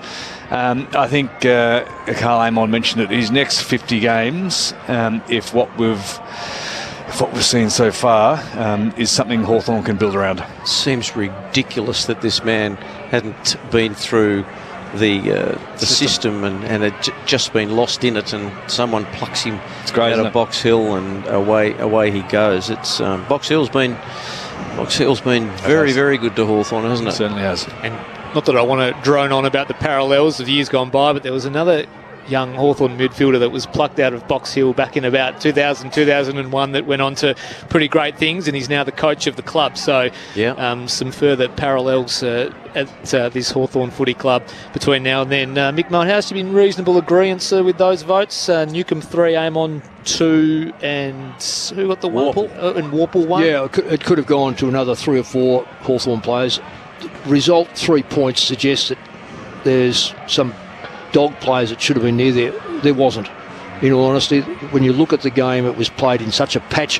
First quarter, Dogs looked like they were up and about. The last quarter, when Hawthorn went to sleep, it was a couple of quick ball movements that got them in the forward line, and they kicked goals, which brought it back. So the only thing that didn't help Hawthorn was the fact that they should have probably kicked a lot more and better scores during the course of the game. But no, those votes are very, very accurate. I thought the Hawks were terrific, and as I say, it's hard to find a good Western Bulldog player that played 4 quarters. And in fact, none of them played 4 quarters. I thought the young bloke O'Donnell, Simon's young bloke, played okay, didn't he? Probably his first half was... Yeah, first, and then the last couple of minutes, but outside of that, in between, he was, again, he was missing as much as anyone else was. I thought they must have caught the early play home. Well, Corey Waitman sort of didn't have an impact at all, did he? 2 and 2. Yeah, he had a lot of buzzing around. That's why I say, when you got a player like that wants to engage, and they're getting slaughtered in the middle, put him in the middle. Yep. Give him a little cameo. Say, right, you're in there for 5 minutes, mate. Let's see what damage you can do, because he can run, and he's brave. He might be a lot smaller than the Hawthorn boys, but at least he can play. Yeah, it's that Keziah Pickett type injection, perhaps, that the Western Bulldogs could use. That's about all from us, though, from here in Launceston at York Park, where Hawthorn have defeated the Western Bulldogs 9-13-67 to 9-10-64, a 3-point victory to the Hawks, 2 in a row to this rising and emerging team. A big thank you to you, Mick Malthouse. Big Pleasure. thank you to you, Brad Sewell, our man on the boundary in Andrew Cooling. Michael Maney, a big thanks to you, King of the North, up here, of course, and to Luke Purse, our man pushing the buttons for you this afternoon. Hope you enjoyed the coverage on ABC Radio, ABC Sport Digital, and on the ABC Digital app. You're off to Adelaide for Port Adelaide and the GWS Giants, where Aaron Bryans and Neil Cross have the call.